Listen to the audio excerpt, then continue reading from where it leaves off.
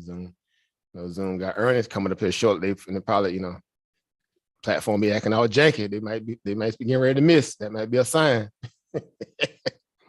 They already been getting a lot of downgrades lately too, boy. Ooh, they've been coming at Zoom, but some people, saying that it's possibly at the bottom. Like, who knows, right? In this marketplace. All right. So we'll go with what we got until we can, see further. So again, as some of us have been speaking about a little bit this week and been posting, throughout our different channels and forums, is that, of course, a lot of the, we'll just say far as retail, right? We'll just use this week because we spoke about the idea of retail side of the market starting to come into fruition this week, far as the earnings. So a lot of this is much more of an organic, as much as possible, read out on what inflation looks like, right? What it smells like, what it feels like, right? This whole stress test reality. Weirdly so, because again, retail sales numbers themselves came out when? Was that Monday? Oh, well, no, was yesterday, right? The retail sales number, it came out yesterday, Tuesday, right? Yeah, because we had our manufacturers numbers Monday. So Tuesday we had the retail numbers, right? And they came in. So what was it? Oh, go ahead. Yeah, they came out yesterday. You was right. It was yesterday, and to my understanding, they came in better than expected, wasn't it? Like a little bit better than what Wall Street had envisioned. You guys get a chance to look into them yourselves personally, or right? Because data points like that are very important, right? Because we follow the economic calendar, and again, not that there's something that everyone has to do, but and y'all know my position. I like to try to stay on top of everything that's surrounding the markets on the macro side and as well as the micro stuff, because it gives you a better read on again how people are gauging the sentiment of the market, the economy, the overall financial infrastructure of America. In a lot of ways, if you look at it from that perspective, because we're always mirrored up against who other bigger marketplaces, of course, like China, right? To that, to them, obviously being second or third tier to us is people like Europe, right? Of course, they don't have a lot what we have because we're more of a high turnover ratio, society because of being more service orientated. We just we from one scenario to the next, kind of like a .com scenario, right? But we do a lot of importing, right? We don't export as much as some point as when we used to. That's another conversation for another day, possibly. Why? Because the fact that they've made all the money off of everybody else probably in the past, and now they could just be the service manager of the world, so to speak, in their mind, right? As opposed to opening up factories, really building out opportunities for people to make real money, right? Substantial money, because of course back in the 50s, 60s, 30s, whatever, even parts of the 70s, if you just look at the old data, it was set up in a way where America, the country, the corporation, they were paying livable wages. You had literally one person in the household, mainly the man working, and he was making enough to take care of the entire household, right? With kids and send kids off to college, right? With the wife at the house. Those days are no longer here, right? Will we ever go back to something like that? When I say we, meaning the society value of what that looks like if people got serious about building out the infrastructure of America in a way that it was planned to be, outside of how it got outsourced when you made politicians into celebrities and they sold out the rights of the American, I should say economic empowerment offshores to places like India, Brazil, Asia, wherever, Island Pacific, people. Yeah, maybe it would look good, if those things were solid, right? But now we know we have politicians who want to be rock stars, right? And their base salaries are like what, 100,000, 120,000, 150,000, 190,000, whatever. Yet their net worths are like 200 million, 50 million. Well, these people came from humble beginnings for the most part, besides someone who came from business into this, but they weren't making that kind of money. So how of a sudden, how they work that much now in such a time frame? Right. So clearly, there's a lot of stuff going on with that. All right.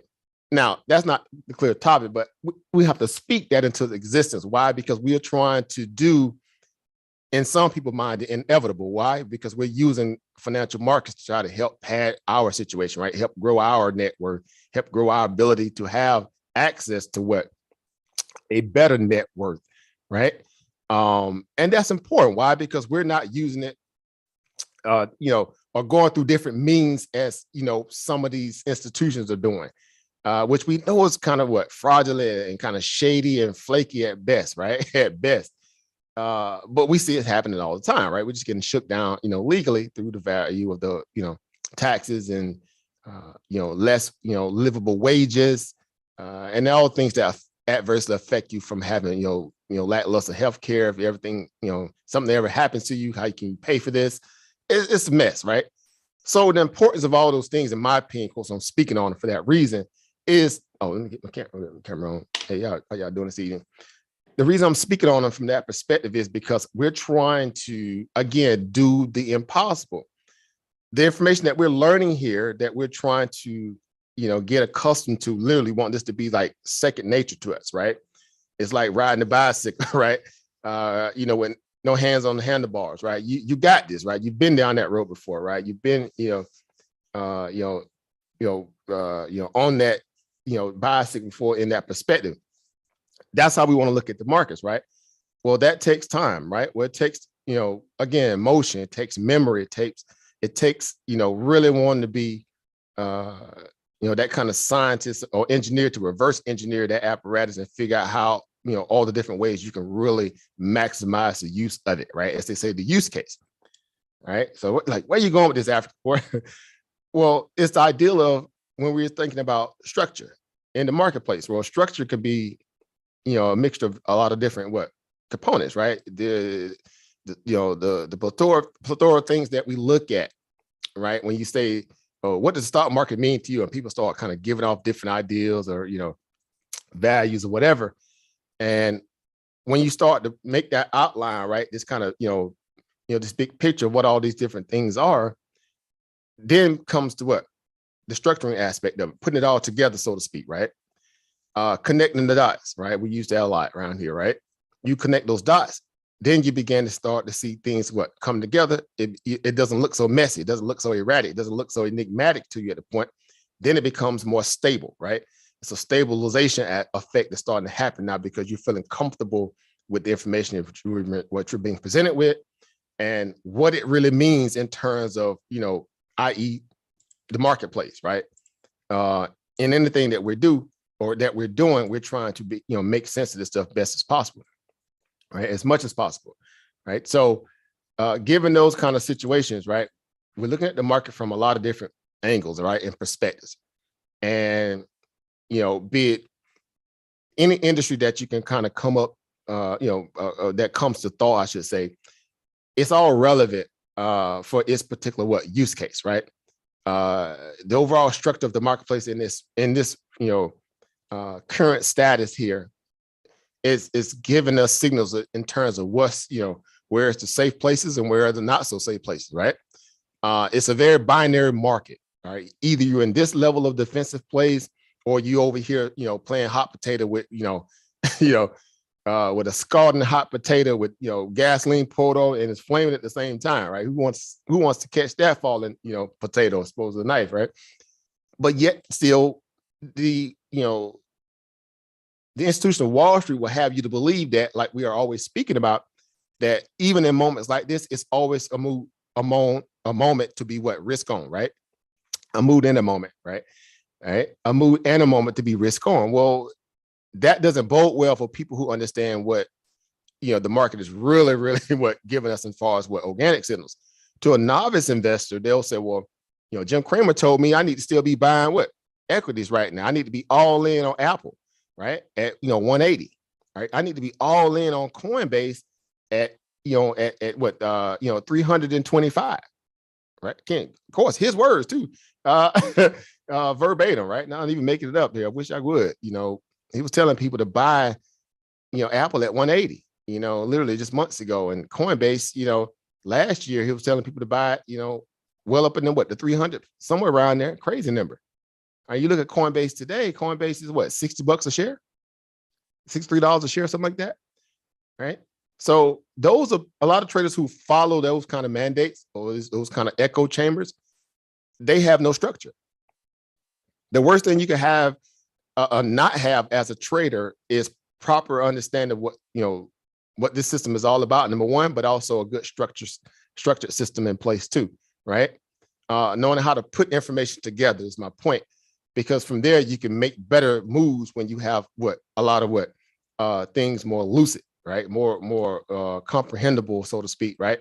You can say, okay, well, I get this. I know what this means. I know how connect those dots based upon, these indicators, oscillators, the information, be it some kind of, 8K or 13D filing or some kind of form that they put out from the company, a press release.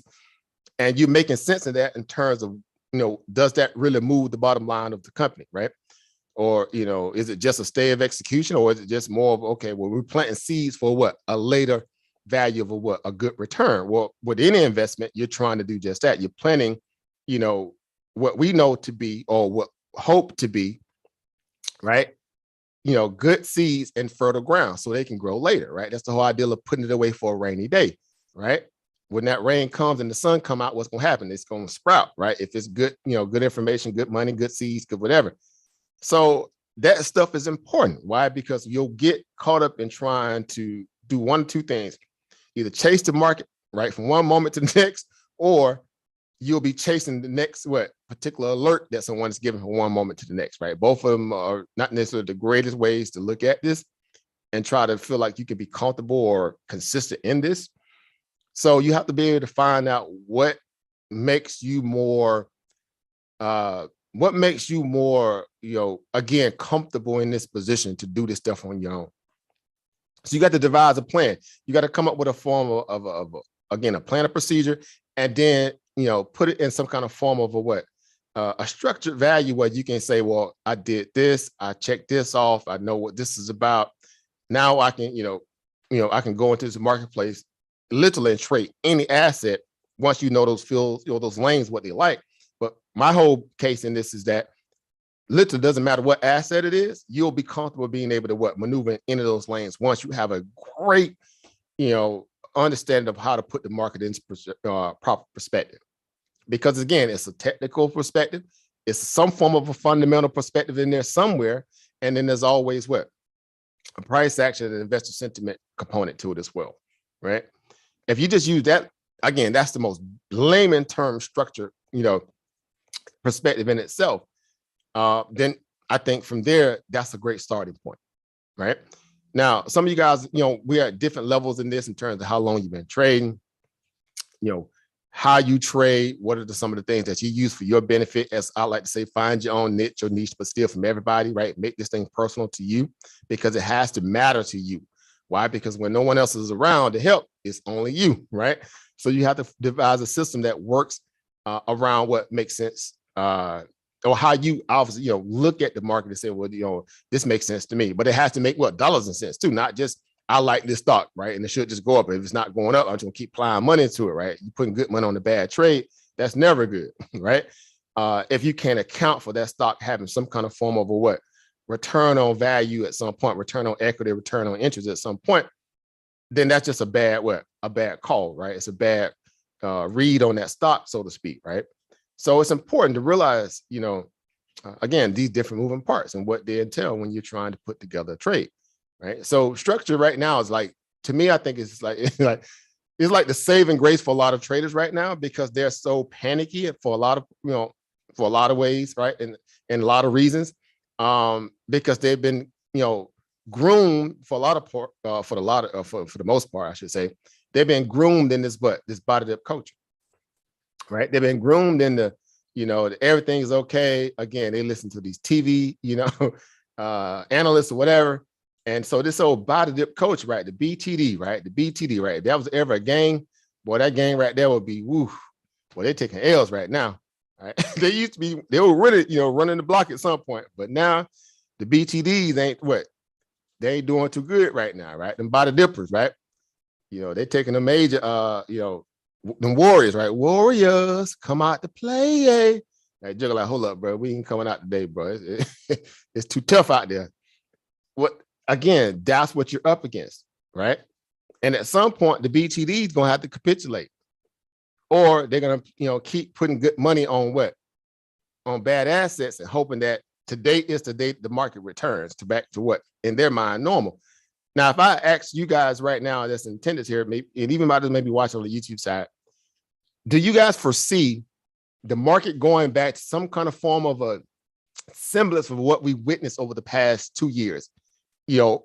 Let's say, the ideal of COVID, the Federal Reserve, the institutions that, make up this, this corporation, the central bankers, all those things like that. Do you think we will ever have that kind of marketplace, let's say in the next couple of years or so, or a return to that kind of energy? As far as it being that low?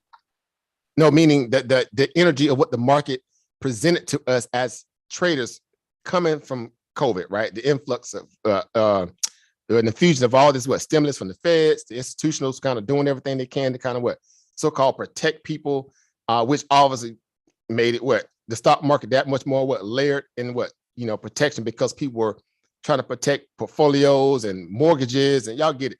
Will we ever have that kind of level of market again? Let's say in the next couple of years or so. Anybody want to chime in on that?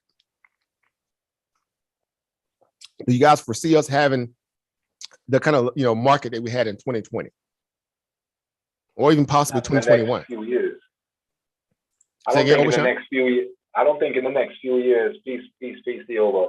I don't think in the next few years, just due to the with the recession, the quantitative tight, and then what they did to so-called bail out the economy, it caused more problems. So I don't foresee, maybe not in the next few years, but I could see them trying to re-stimulate, things after they get over that hump, if that's the proper term.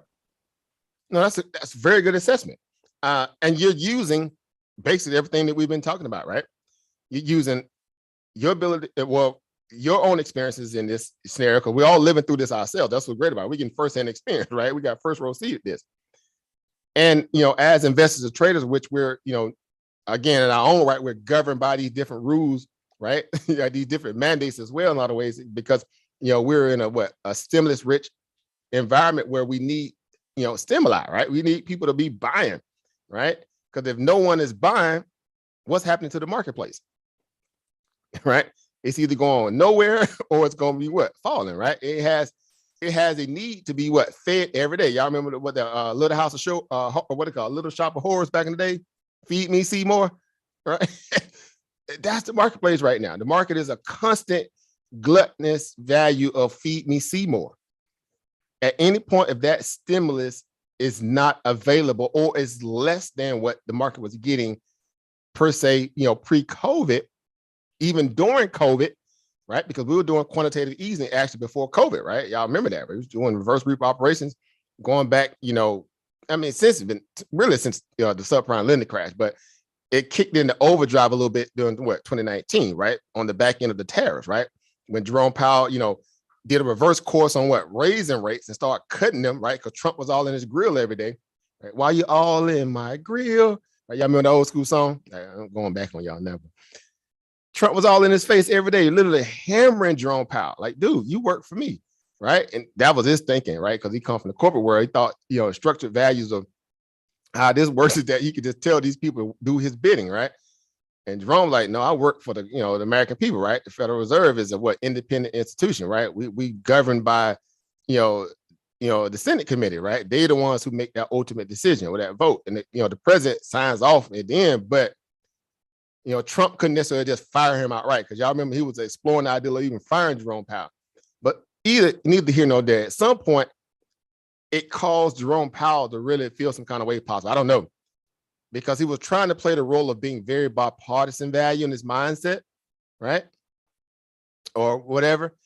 And then it shifted until like, okay, you know what? I'm just going to print so much money, right? Because this guy's on my back every day and I'm not going to stop. Apparently, it became an addiction, right? Because if you look at this stuff, again, you could make this stuff up here, guys. Let me back this chart out just a little bit here so we can get a good picture here. More importantly here. If you look at this here, guys, we're talking about the COVID perspective here, right? But even before that, see right here? Where did this right here come from? That move right there, right? We were kind of, trending, somewhat naturally pretty decent at around, maybe a low like 270 up to highs like maybe 300. So we got a 30-point channel there, for a good little while, right? Let's say going back as far as, February of 2019, into that latter part of maybe, September, right? Somewhere around there, right? August, September timeframe, kind of, controlled movement here in the market, right? And then all of a sudden we broke out, right? We just woke up one day, the market broke out, went from 284 all the way up here to like 336. That's a culmination of what, people dollar cost averaging, buying these stocks that were, in a good way where the market seemed to be controlling the narrative a little bit because we're dealing with tariffs, right? Of course, we was back and forth with China, right? Seeing who was going, who's the biggest, bully on the block when it came to leveling, tariffs on people. And then the market just broke out. Now, interested in us, see right here? See September is what, the 9th month?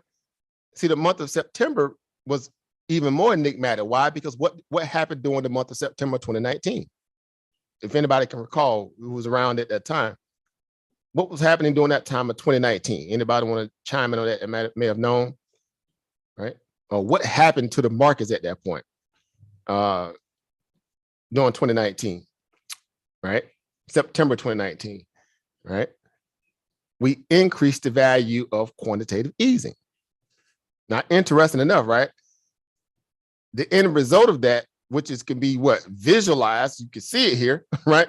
But also from effective stimulus in the market, that increased capital flow into the marketplace by the very nature that the Feds were now being even more, even though they hadn't stopped being accommodative since 2008, but even more accommodative now, as opposed to more of a hawkish perspective that was doing literally a year later, a year prior, when Jerome Powell was raising rates, right? He did a reverse course and started cutting rates, right?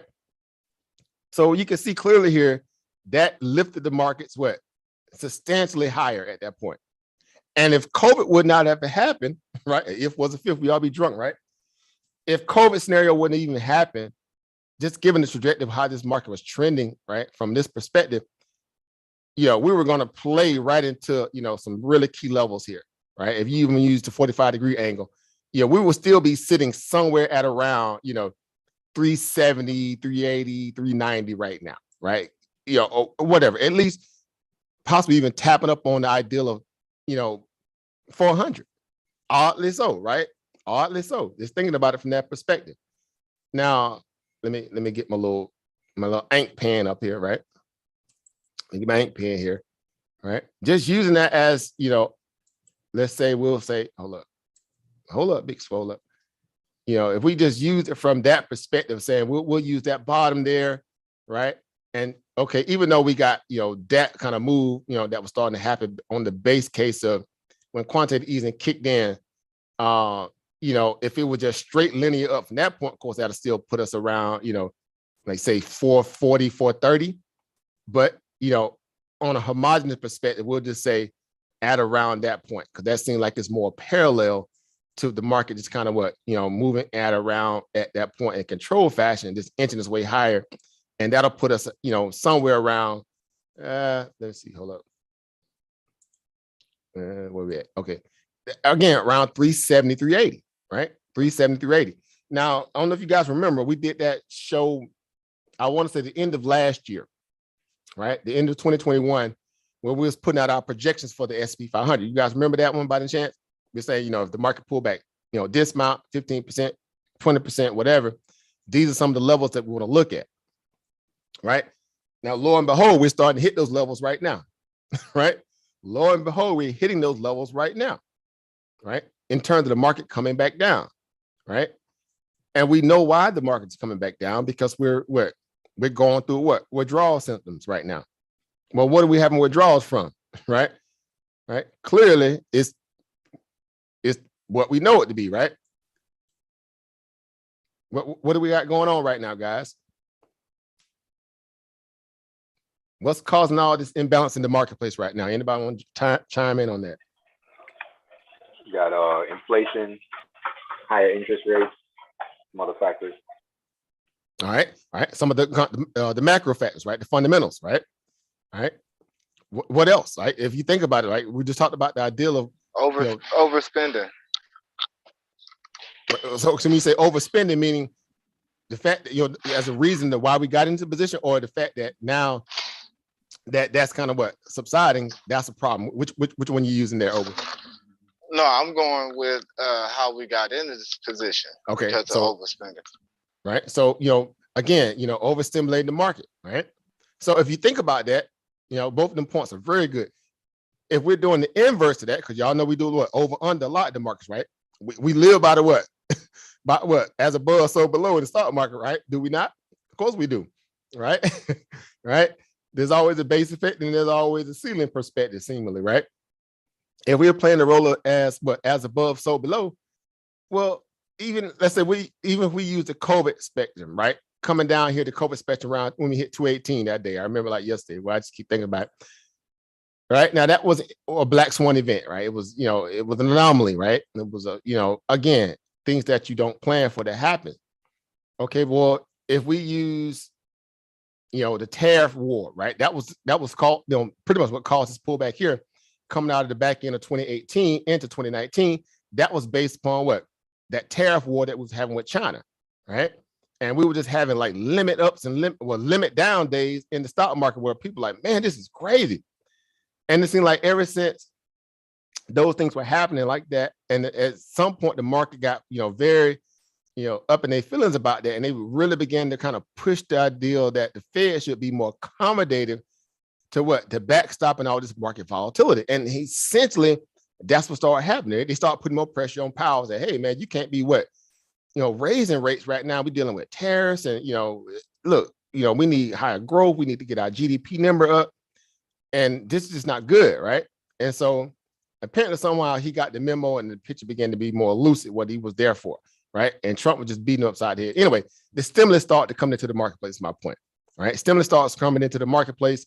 Here we go, you know, again, void COVID, but from that point, September 2019, up until where we say, well, if that just continued on its own, you know, given the fact that we had a decent economy, we was having GDP at least, let's say 3%, right? That's best case, 3 to 4%, you know, good growth, you know, quarter over quarter perspective, then one would say, okay, seems like it's a good opportunity here for us to kind of, you know, measure this market that we could have been easily, you know, traversing up around 380, 390, maybe even 400, right? Given that, but that would have been a more of an organic marketplace. What we got from COVID was an artificial marketplace, right? Now, if you come into the market, if you came into the market again of 2020 or 2021, you got a false sense of what? Understanding what this marketplace is all about. And you got to scratch that whole entire playbook and throw it out, because it's not a good way to learn this market if you took the perspective of the BTDs, right? The body dippers, right? That's what we're going to call them, the BTDs. That's that little gang. Right? Gang, right? BTDs, right? T-shirt, bro, right? I'm part of the BTDs. Like, what gang is that? We the body dippers, bro. We the body dippers. The BTDs right now are not, you know, they're not feeling too good right now. Well, how do we know that?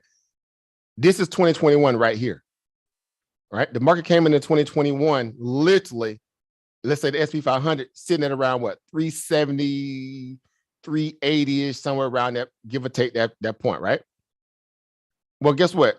In an entire year, and almost a half, we'll say about a quarter of it, right? We did 100% round trip move. Look at this round trip here. So guess what? If anybody was buying a dip, let's say even into 2020, right? When the COVID, you know, scenario was hitting full time and the stimulus checks start coming out, a lot of these guys start getting into the market around, let's say the fall or summer or fall of 2020. And they just kept buying. So keep in mind, every time you buy a stock, at that point, you was buying stocks at that point, like tech stocks, whatever, even, you know, a lot of those big stocks that was moving like AMC, whatever, the meme stocks. Most people start doing what? They start dollar cost averaging in. They was buying into strength, right? As we are trained to do in a lot of ways, right? When we have an organic marketplace. Every time you buy into strength, essentially, what are you doing? You're raising your average, right? You're raising your stock average. So if you think about that from a place of understanding, you know, well, if you're saying, well, if this is the kind of marketplace that's actually what rooted in what good fundamentals, it's a very organic based, you know, performance based market, you know, then you will have the ability to make that kind of what executive call that this is a more what structured marketplace that you can now what provide capital to, and you could be fine with that, right? You could be fine buying the SP 500 at 430, 450, right? 460, 470. You could be fine, fine buying Tesla at 1100, right? 1200, whatever, right? Over 1,000 plus, because you're saying the market is what? It's organic, right? Don't panic, it's organic. They putting out good earnings, they putting out organic growth, they're using good capex spending, right? Everything they're doing is based upon them what building into grow. Y'all see where I'm going with this, right? A structured trader or the mindset of one would not make that kind of call, given the fact that he or she knows that they were in the midst of a what? Artificial marketplace. It's artificial, right? You made money, tangible money, granted, right? If you was catching those moments of what, or they call, buying a dip and cashing out, but deep down that this is not a what? Organic marketplace, right? So my point is that a lot of those guys are underwater right now. Everybody that bought around the summer, fall of 2020, all the way up until what? The all-time highs, which they wrote, again, they were buying at somewhat cheaper prices. But again, as you add good money to what? A trending trade, that increases your what? Your average in the stock. So for the most part, a lot of those trades right now are now on the way back down. If they did not take profit up at around any of those points there, they're underwater. Or literally what, cents or dollars away from being what? Underwater. So you got 100% round trip ticket, right? This is where discipline comes into play. This is where a structured perspective, or the structured traders that are out there, this is when they shine. Why? Because they're saying, hey, this is why I wasn't adding any of my bigger growth perspective or growth stocks, into that climb above, certain points in their mind, right? Okay, well, I'm not buying anywhere above 440, 430, 450. I'm not buying it. I'm not adding, right? I would just feed off what I already have in the marketplace, because again, this kind of linear move in the marketplace is, number one, is not organic, right? It is not organic, right? Clearly, right? There lies why, for the most part, right? If you are, learning this from, let's say in the next, within the last 2 years or so, it's important or it's indicative that you take the more slowly but surely approach to this. Why? Because you'll get caught up in what it was like yesterday, or you was hearing people talking about, I made all this kind of money during the COVID, surge and this, that, and the third, and we was buying, GameStop and AMC, and we went to the moon, bro. We bought Lambos, but crypto was ripping, bro. Like, that's not the marketplace of today. And that's why I asked, do y'all think we'll have that kind of marketplace in the next year or two? Because if you take that approach that, we're going back to the norm, right? We're going back to business as usual. Then for the most part, you'll be buying what? You'd have been buying those dips. You'd have been buying down here at 420. You'd have been buying up here at 460 when you got back up to start making that move right there. Those I call them fool's gold pumps, right? 100% fool's goals right here, right? We got down to 420 and the market ripped from 420, went all the way up to 462. How many people start buying, big weight back into their long-term portfolios at that time? Probably a lot of people. Because I'm not saying I can't speak for y'all, but we were having sessions a lot. We were saying, hey, now it's still this moment still to be cautious, guys. We never hit that kind of pullback level that gives us what? Solace to know that we're somewhat at the bottom. And that's why we kept beating that drum, like, no. Not too soon. Make sense? Right? It was just like, why would we want to waste, good money on a what? Right? On a bad trade, or at least a falling trade, right? Right. Again, as you see, I got Justin Livermore up right now. One of my favorite mentors as well. What do you say? Covering wide scare that I have warned against averaging losses. Right. That is the common practice of the marketplace. When people feel like they in a good marketplace, they're fine with just adding good money to what? A bad trade, because they feel like in their mind the stock is going to rebound at some point. Well, okay, there's a micro understanding and there's a macro understanding. If you look at this chart here again, given this bigger picture here that we're using here, look at this pattern here. What do you see right here? If y'all look at this pattern here, let's say going back, starting from, let me draw on the screen here. And of course, I mean, you guys going to be, easily be able to kind of make this assessment here, granted. But we'll use 2021 as a litmus test. Right, that right around that hash mark there, that's this bubblegum colored line right here, right? 2021. If we looked at, this market from that period on to where we are today, what do y'all see in the marketplace right now? What kind of, just give me a little small breakdown of what this pattern looks like, what the market looks like, what the performance looks like, given where we are today. Anybody? Head and shoulders. Right, so somebody said head and shoulders. All right, so we got the head and shoulders. Anybody else? Anybody else got anything? So we got head and shoulders. All right. Anybody else want to chime in there? Anybody else want to chime in? Yeah, I agree. It looks like a head and shoulders up there.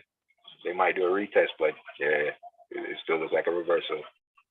So head and shoulders. All right. All right. So we got, all right. So Overgo said we got a rounded top, right? Overgo's in the building. Right, go ask Alchemist in the house, right? He says what? Rounded top, right? Y'all know I love them rounded tops and rounded bottoms, boy. Y'all love them rounded tops and rounded bottoms, right? Because we're denoting what? Again, the value of how markets move in a linear fashion, or how they should move in a more what? S-curve fashion, right? Natural markets move in what? S-curve fashion, right? Artificial markets move in what? Too much of a what? Angle or linear fashion, right? Right, so obviously you can clearly see, well, that's not natural, right? Like, hold up, that ain't natural. So, in this case, just given 2021, right? Overgo says what? We have what?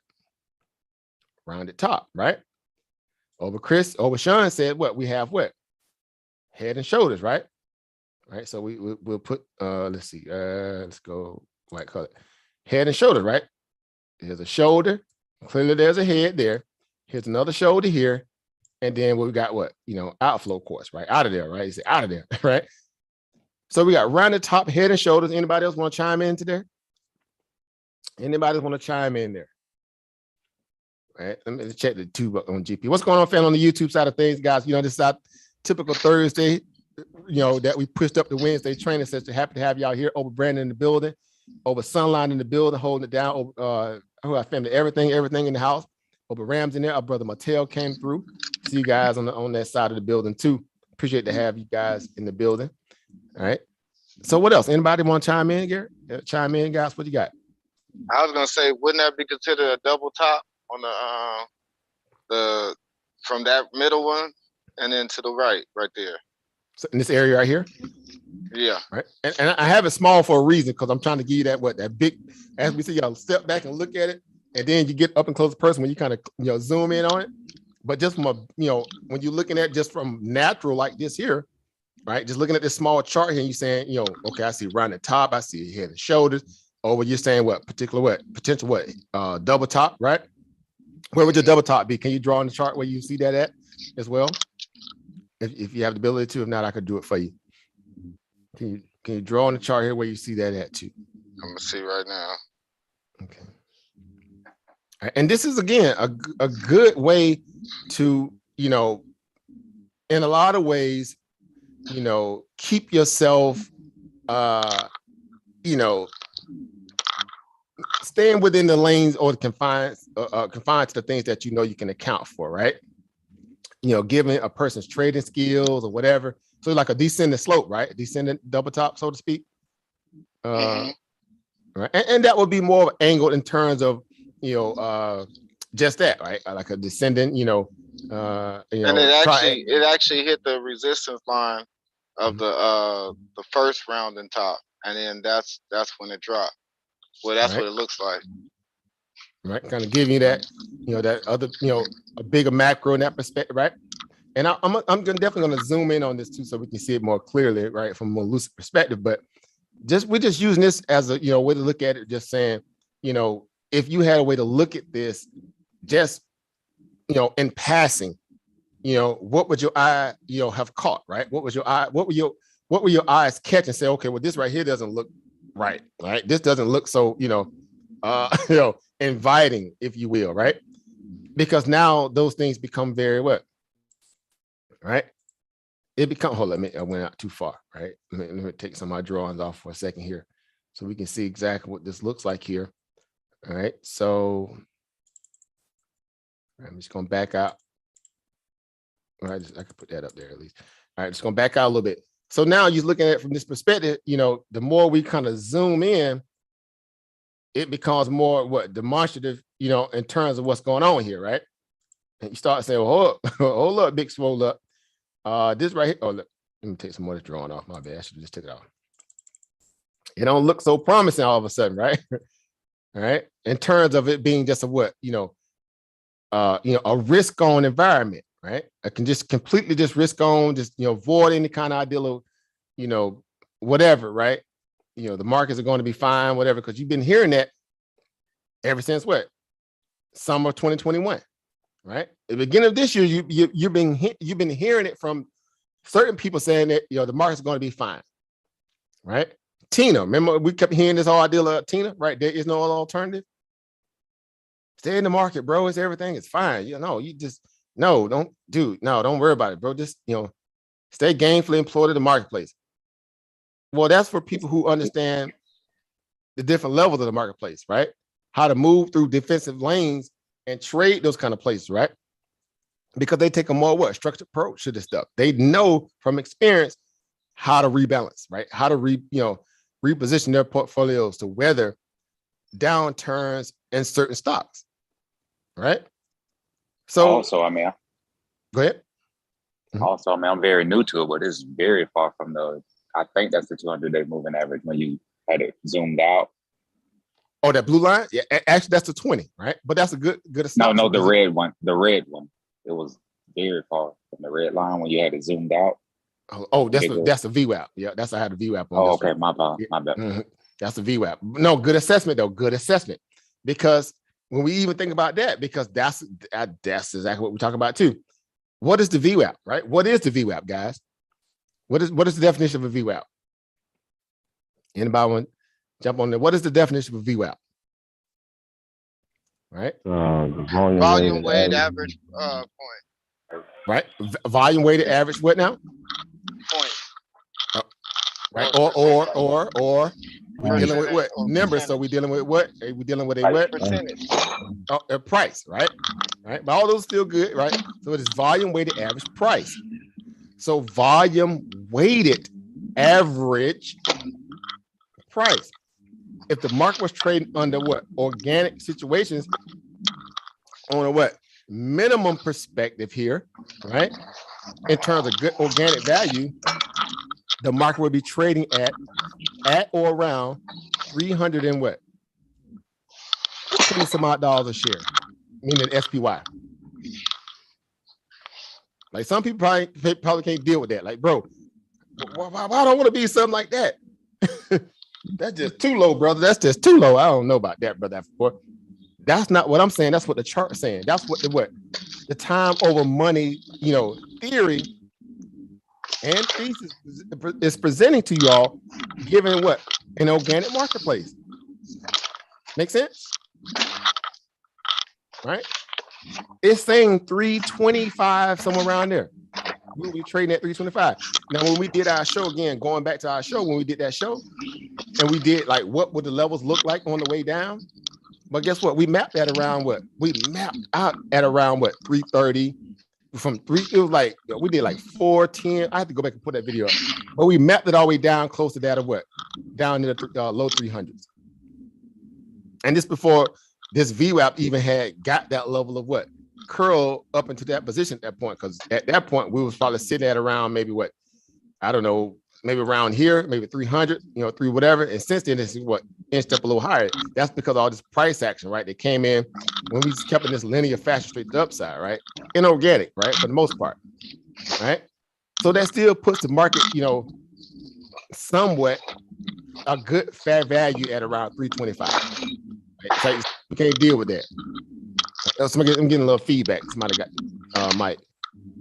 Let me see. Get some feedback, guys. Okay, there we go. Okay. All right.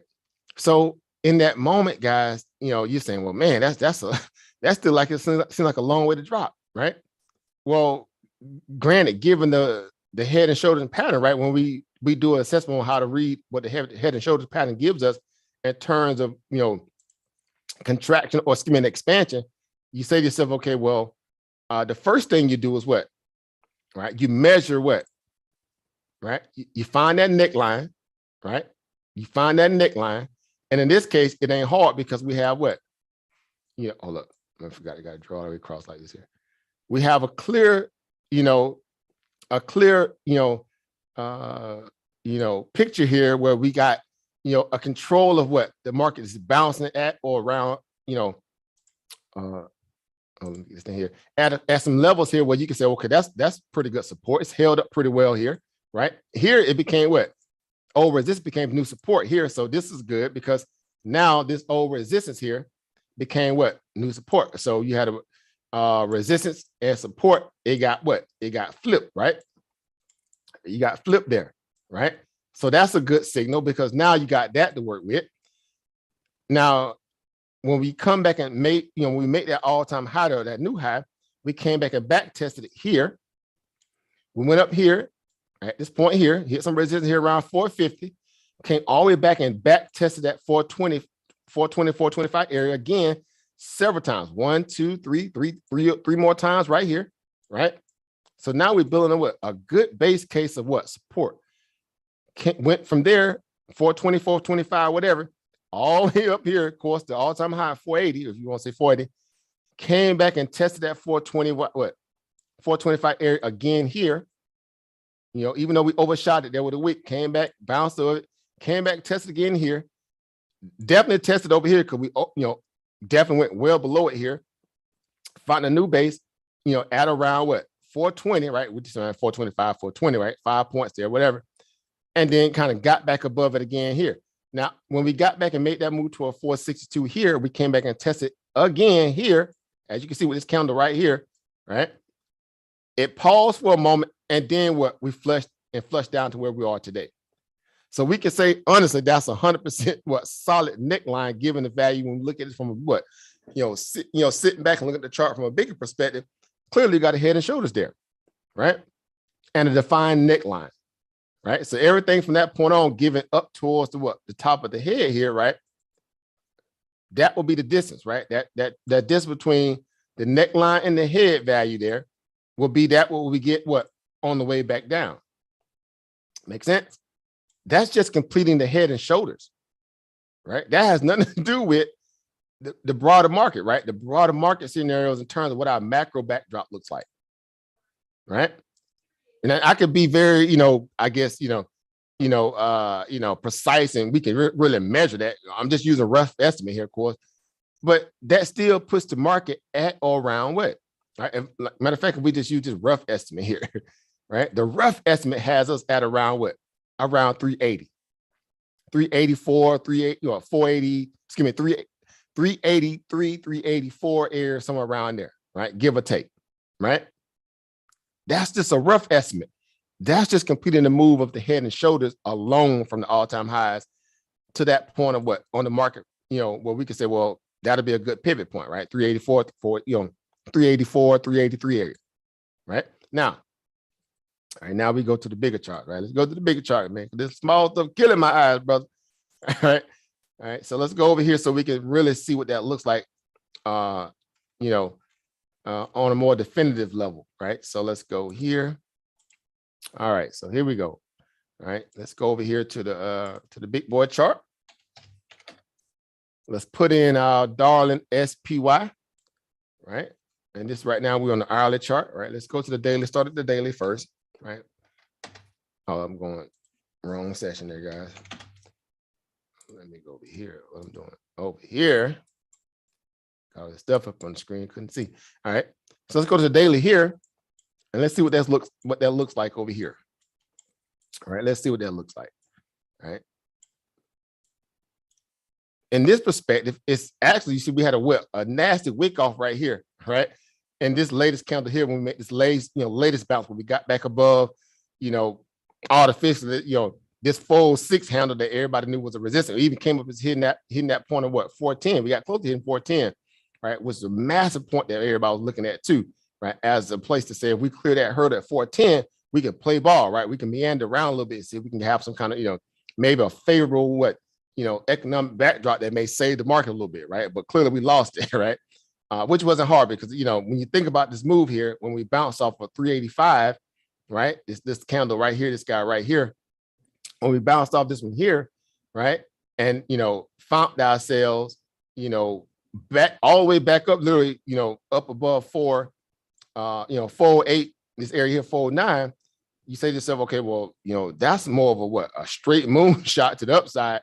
Well, we gained well over well, in this case, it was well over 3 or 4% on this move here.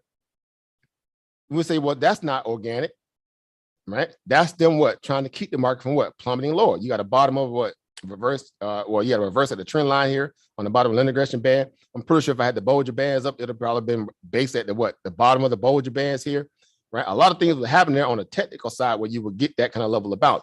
You had an RSI down here. You look at the bottom down here, RSI that hit oversold, right?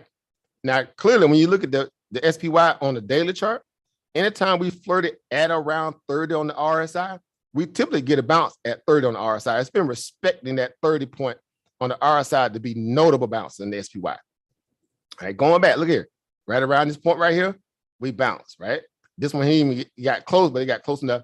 Here was on time. We had a massive, undershoot of that 30 on RSI, right? We got down as low as 26 here, and over here it got down as low as maybe 24, right? Before that, if you come back on the SPY here, when the last time we seen the SPY that far under 30? It would, take us back to basically to the COVID lows.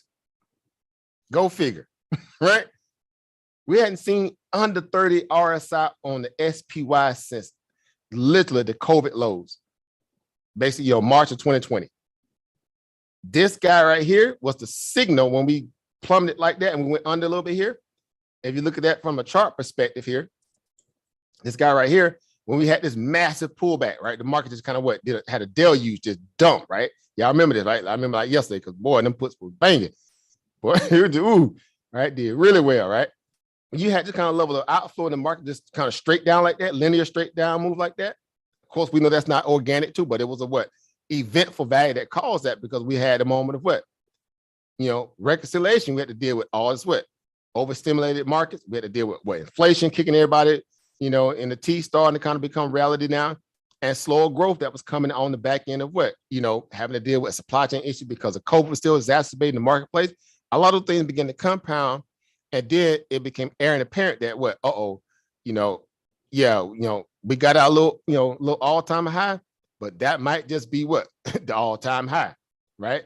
At least, in the short-term value. And you had a pullback of this nature that was a very, very demonstrative pullback, right? To the point where, again, we went under 30 on the RSI. Market hadn't seen under 30 on the RSI in a long time.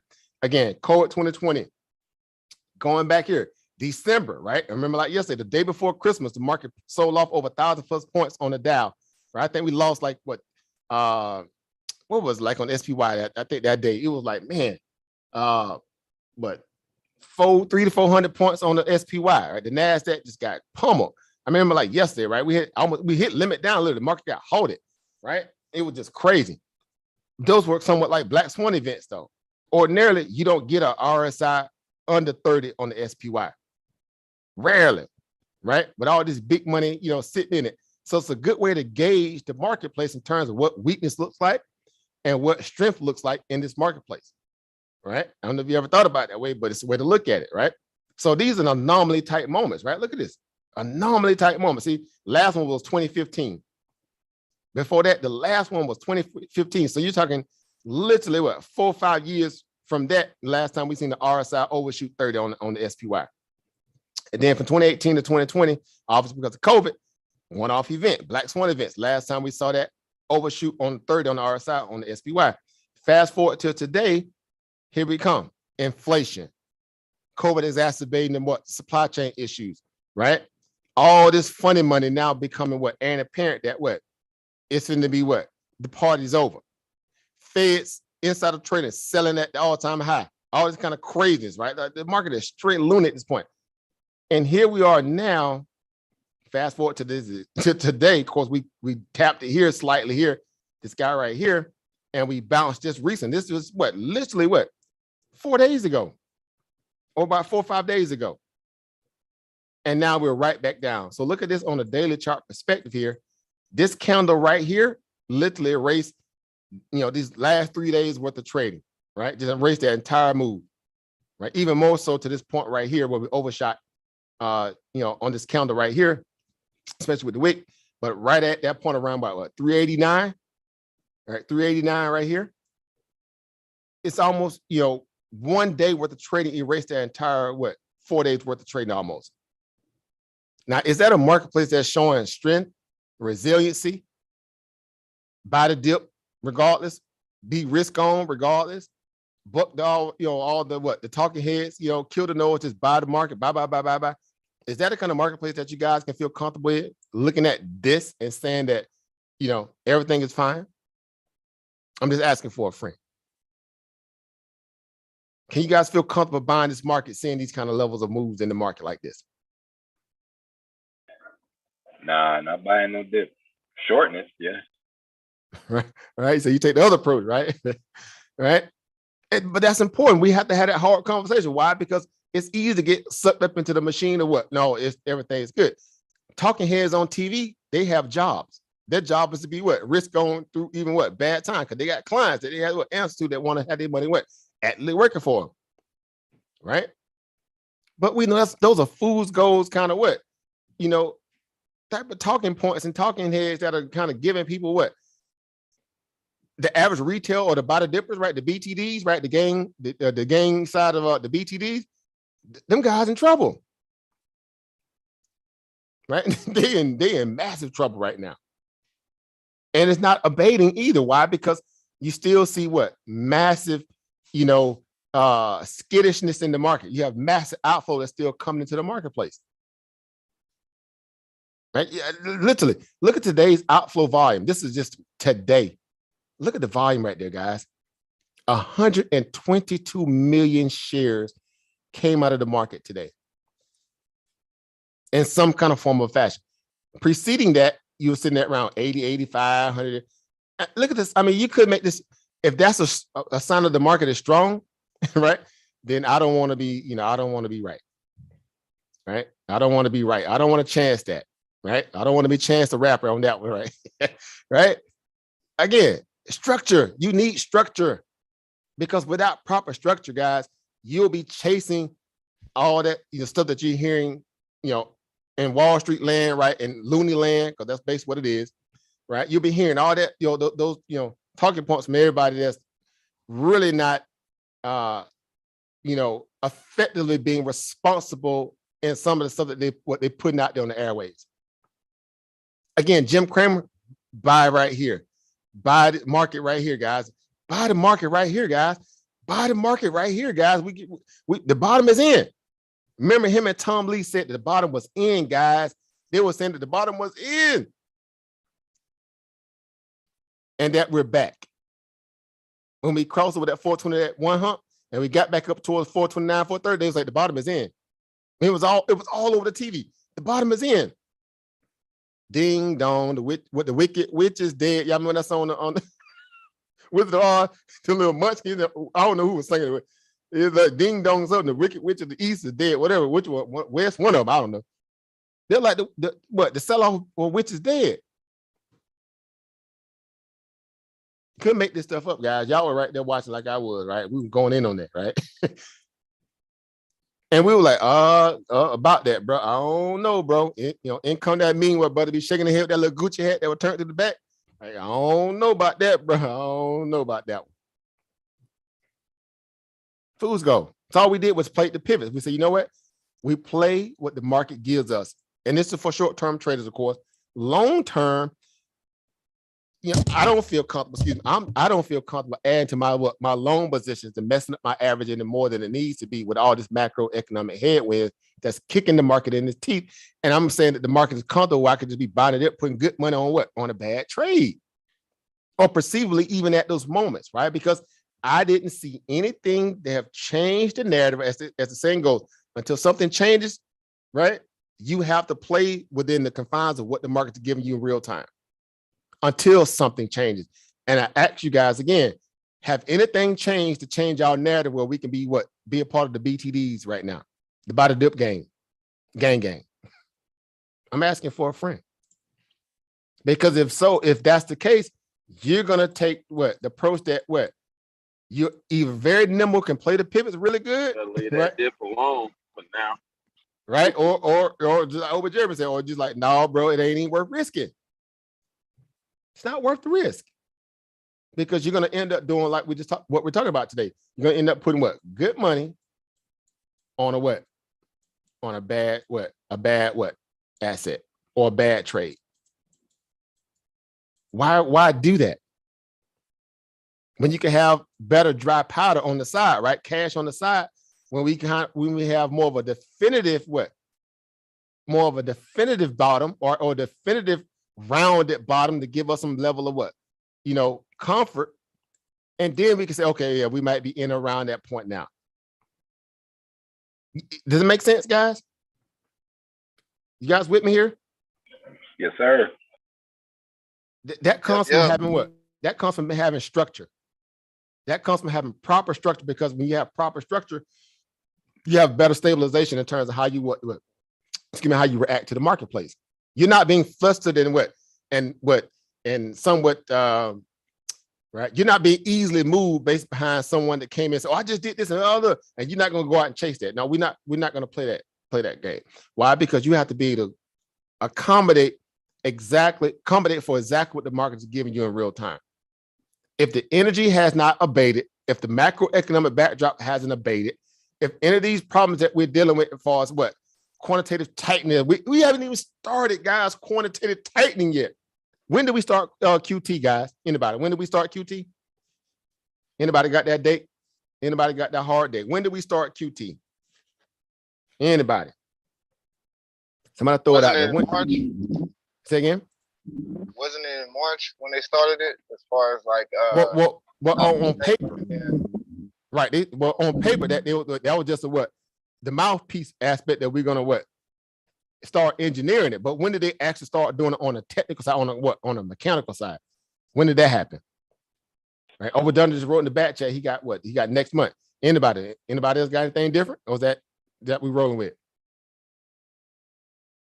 Anybody? I think last month they started dumping off some off of their balance sheet, but it wasn't the amount that they initially said they were going to remove from their balance sheet. It was like half of it at that. Nah, they spoke about it in the last meeting. They spoke about what they was going to remove, but they ain't started yet. They're supposed to start moving off the balance sheet next month. Right. Oh, okay. So they're supposed to be doing next month where they because I remember last month they were talking about getting rid of the paper money, as far as like not getting rid of it, but decreasing the amount because it's over, it's too much of it, and their way of doing a backwards quantitative easing was to eliminate the cash or eliminate the cash flow. So I don't know if they were talking about that in April or they were talking about they were going to do it next month, but in April that's what they were speaking on. Y'all own it. See, this is why I say the collective value of a think tank. It helps us get on code so we can move more effectively. And lo and behold, right? You guys are right. See, it's lip service until it as they say, it's lip service until your actions meet that of what your words saying, right? Right? It's all lip service until you show me literally, because we are in a show me kind of industry where we can tell, right? Because we know how to map money. We know how to go check outflow, inflow, right? We know how to go even check what the Feds are doing or not doing. Make sense? How do we go check the Fed's balance sheet, guys? Anybody, real quick? How do we check the Fed's balance sheet? Where do we go to check the Fed's balance sheet? The Fred. Right, you can go to Fred, or you can go to Fred. what? The actual thing itself. So we go to Fred. We go straight to the Fred, right? We go to the Fred, right? See, I know I wrote it in all caps for a reason, right? It's sitting right there, clear as day, right? Right. Federal Reserve economic data, right? Is a what? Is a database maintained by the research division of the Federal Reserve Bank of St. Louis that has more than what? 816,000 economic time series from various sources. So everything about the Fed to a degree, right? You know, we got the Philly Fed, we got the Fed of New York, right? We got different, they have different components, right? Now, if we click on the Fred here, right? Boom, there go Fred, right? And we want to figure out or find out, at least I should say, you know, where is the money at in terms of what? The Federal Reserve, right? How much they got sitting on the what? On their what? Their balance sheet, right? Now you see right here, these are what? Raw data readouts right here, right? These are raw data readouts. Obviously, they lagging for a day. You know, typically how the Feds are, they always behind everything anyway, behind the curve anyway. But these are, you know, raw numbers here, right? Look at this real gross domestic product here. Negative 1.4, right? Y'all, well, we reliving it all over again, right? But we see this stuff and we're like, okay, yeah. This is a part of our macro what? Landscape, whether or not we're back to a place of what? Strength or not. If you got a negative 1.4 GDP, what does that tell you? Is that a strong market? Is this a strong market that has a negative GDP? Because the BTDs, right? The gang, you know, of the BTDs, they must say, well, that don't mean nothing, bro. Buy the dip, bro.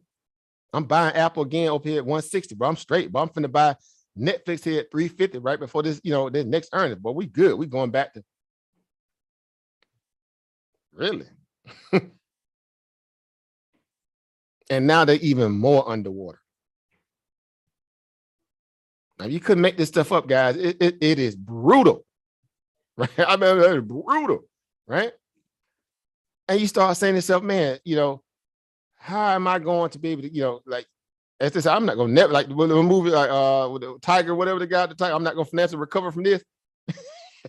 That's basically what you got, what you be dealing with here. Right? So if we're trying to figure out again, how do we make sense of all this, then this is how you need to, you will come to places like this, sites like this. These are what they call primary sources, even though it can be skewed to a degree, right? But we're coming to primary source trying to figure out, you know, exactly, you know, what the market is looking to, or, you know, provide you in terms of all, you know, organic raw data to give you an indication whether you should be buying this market with conviction, or you need to be saying, whoa, I need to, you know, slow down. I need to, you know, wait my time a little bit here because it's not, that cake ain't right yet, right? That cake is not right yet, right? So you don't have to sit there and go through this and not be, you know, forced into the position because somebody on TV yelling, hey, go buy this trade, go buy this. No, the risk is like, I mean, you could on TV, the market's full of people out there, what, pushing that Ponzi to retail traders. And the only people that really begin ran over a lot is what? Retail traders and some hedge funds of late. I don't know if y'all saw today, one of the a well-known hedge fund went underwater. Dude, what was his name? Plotkin, Melvin Plotkin no, what his name is? Something Plotkin of Melvin Capital, the guy that was short in AMC. Remember the one guy that they ran him over? He just dissolved his fund today, guys. He went under. He went under. Billions of dollars just lost day trading. Imagine y'all lost $1 billion day trading, guys. They ain't near. You be like, look, bro, this right here, no, this right here just ain't gonna fly, boy. You have to put on the ski mask, go over to somebody's bank. I'm gonna need all this back. Right? It's crazy, right? It is crazy, right? So these things become, again, you know, important. So, you know, if you get used to these little sites, guys, get used to them. Come check out what's going on inside your government, this corporation called America, so you can be more well-informed on how to gauge whether or not we're in a place of what, you know, strength or not, right? This is helping you build what proper what structure, so you can have better stabilization on how you look at the marketplace. You're not going to be confused no matter what I say. As I say, don't listen to them. I say, come do your own research, do your own back testing, do your own research, because we are in a world of primary sources where you can source information and make more executive-based decisions based upon you learning how to read these tea leaves properly. Everything I'm trying to do is help us, as a collective, we all doing this together because it's a movement, right? We're trying to figure out how to delineate what's good data from bad data, what's organic data from what artificial data, right? What's a good read from that of what a bad read, and we're trying to bring our collective thoughts together and work from a place of Ubuntu, right? So we all be on the same sheet of paper, sheet of paper, right? That's why when we ask things like, okay, well, have we started doing a technical tightening yet on the stock market? We only got a vocal admission to that. We're gonna start quantitative tightening, but when we know that money is actually moving off the Fed balance sheet, then we can say, we're there now. The threat alone has the market selling off. Ain't that something? They haven't even begun to do it yet, and they threatening it. And guess what? The 10-year year is ripping, and the stock market equities are falling. Ain't that something? Right? So we got monetary data, got exchange rates, we got again stuff that deals with business loans and lending, financial indicators, house surveys. I mean, all this good data, guys. All this stuff is really good. Labor, your values, minimum wage, weekly initial claim. I mean, you get everything you need literally right here, right? Income productivity value from accounts, federal government debt, right? There we go. So that one right there, very important. So we're talking about federal government debt, right? Either we're dealing with a surplus or we're dealing with what? Debt, right? So you say, well, man, okay, this is interesting, right? Well, we know what we're dealing with, right? In terms of, for the most part, what our economy looks like, we still we're not back to where we was pre-pandemic. And since then, the Federal Reserve has taken on all this artificial money to artificial prop the market, right? People 401ks, they savings, this, that, and the third, mortgages. Yet at some point, that money has to be accounted for, right? Somebody got to be able to account for that all that future funds, right? And it's not sitting up in the stock market. If they start pulling that away from the one place that they went to, because it didn't go in a lot of y'all pockets organically, did it? Unless you are an investor. Main Street is still huffing smoke right now, struggling, right? So let's go there. Let's go there. Let's go check, right? Let's go, and see, this is just the debt that they're holding, right? The federal, debt held by the Federal Reserve Bank, right? This is not even dealing with the actual balance sheet, right? This is just the debt. The debt in itself is sitting up here at since Q4 2021, right? Sitting at 6, right? Now, hold up, this ain't even the most accurate one, right? Oh, I forgot. You got to go to the other one. This ain't the one. But as of 2021, even at that point, it's sitting at 6, well up above 6 trillion, right? So none of this stuff is giving you the, I should say the understanding that we're anybody want to, if we're not stable just based upon the idea that, we have all this funny money sitting out there, basically in the marketplace, and at some point it has to be accounted for, right? All this so-called debt, whatever, right? If we haven't even begun to unwind all that, how can we say that the stock market is safe right now? It's a house of cards there. Exactly, right? It becomes literally just that, right? It becomes, basically that. It's a house of cards, right? There's still more to this that has to come out, right? So let's go, let me see, we're gonna go find the balance sheet. Where can let me go. All right, let's go find the federal balance sheet, right? I'm just gonna put it in balance sheet here. Oh, I got it in all caps here. I'm doing this from a raw perspective here. If a person came to this and didn't know how to navigate it, and you say, well, I'm just gonna put in stuff, right? I'm just gonna put in shit, and hopefully I'll get an understanding what this look. This is how you come Google and just tinker around on these websites and get all this data, right? You get everything that you potentially need, right? Now, we're looking at this from a place of what, right?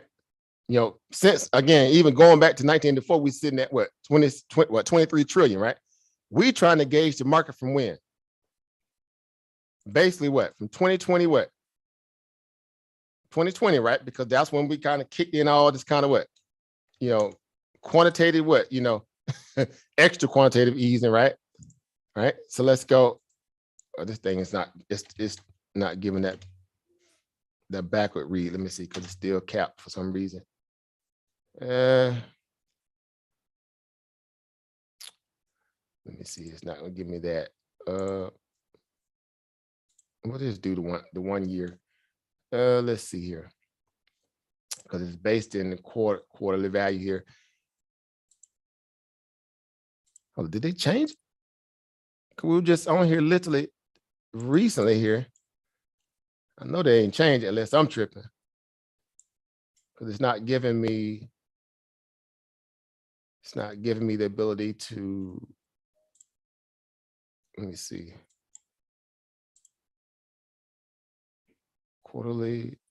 Let's see, we just do annually. I don't think it matters either way, but anyway, we know we'll be sitting basically. We're sitting up here near 9 trillion, right? We're sitting up here near 9 trillion right now, based upon the organic. So let's go to Google. Let's go straight to Google. All right. Let's go. We'll just put it in raw Fed balance sheet. Let's see what we got coming out of. So we got, let me see what we got here. Here we go. So if you come right here, you look at this here, we crest literally right here at 896, right? Since then, we've only had what, about a 20 billion come off since then. Now, mind you guys, they have to unwind basically everything that we got from, if you want to even say the COVID perspective, right? From COVID, right? Pre-COVID, we were sitting at around what 4 trillion. And we added on additional what? Another dang near 5, right? So if they're going to unwind a major part of this to fight inflation, if we just come back down and reduce the balance sheet at least by what? 1.8, 1.5 trillion alone, back around this little crest area right here, what would that look like for the stock market? If they pull this kind of money away from the stocks, right now, or the marketplace, what would that look like for the overall marketplace? This is something to think about, right? Because you have to start putting that in perspective and saying, if we haven't even started yet, now we haven't even started yet. It don't really start to, like y'all said, next month, right? Couple that with what? Rate hikes that are coming in at least what? Half a basis point per every session going forward. That's his words, not mine. He spoke about it yesterday. We know we already got for the month of what? June and July. At some point, it seems almost cemented in stone that we're going to get what? A 50 basis point in June and a 50 basis point in July. Couple that we're going to start actually what? QT next month, right? Actually in the month of June. And like you were saying also, Obashan, they reduced it in half, right? That was kind of what, that was the Dulo twist that they put on people last time they spoke at the FOMC, right? It was supposed to be 95 billion. They reduced it to what? To around 45, right? They think they slick, but we were all on top of it that day. Y'all remember? Right? They tried to be slick that day, but we caught it. But nonetheless, we'll play the game, right? So that means what? Mortgage-backed security, MBSs, and also what? The bonds, right? There's a reduction. I think it's going to be what? It was like what? 30-something billion for bonds, or 25 to 30 billions on bonds, and the rest, or T-bills, whatever, and the rest going to be what? Mortgage-backed securities, right? Basically mortgage debt, right? They're going to reduce that every month, starting next month. So roughly $45 billion going to be leaving the what? Junk bonds, muni bonds, any kind of regular rated bond values, housing, debt notes, stuff like that stuff coming out of the market. And if you artificially suppress bonds, what did that do for equities? They go up. If you start taking money away, right, from what? Buying bonds, right? In this case, right? Meaning, when you sell bonds, that means what? Yields go up, right? When you buy bonds, yields what? Come down, right? So if they start what? Basically what? Selling those bonds, those T-bills, right? That means the yields are going to do what? The 10-year yield, right? The 2, the 5, the 30, all this stuff, they're going to start doing what? They're going to start what? Going up, right? They're going to start going up. So we're sitting at right 2.9 on the 10 now. We already crested above 3% already. So that means the 10-year finna start going what? Up. We're finna start hovering at or well, definitely above 3+% on the 10-year, which also going to inadvertently bring the 2 up as well, right? And many other factors within that. We already sitting at the 30-year sitting at around about what? 5 on mortgages right now from the bank side, on the lender side. So this is going to get really crazy. So that's going to obviously put more pressure on what? On the housing sector, right? Which is also really, to be honest, that's the true read on terms of how really good your economy is doing too, based upon the land value, right? Or the housing structure value, because those are the biggest purchases that people buy or that they have, right? Within their, their debt structure, right? So you start gauging the housing market, seeing what that's doing for us, what interest rates on that side, the 30-year fixed value sitting up in there 5% plus, right? Who got money like that in a what? High inflationary environment to just go out and buy what property like that now?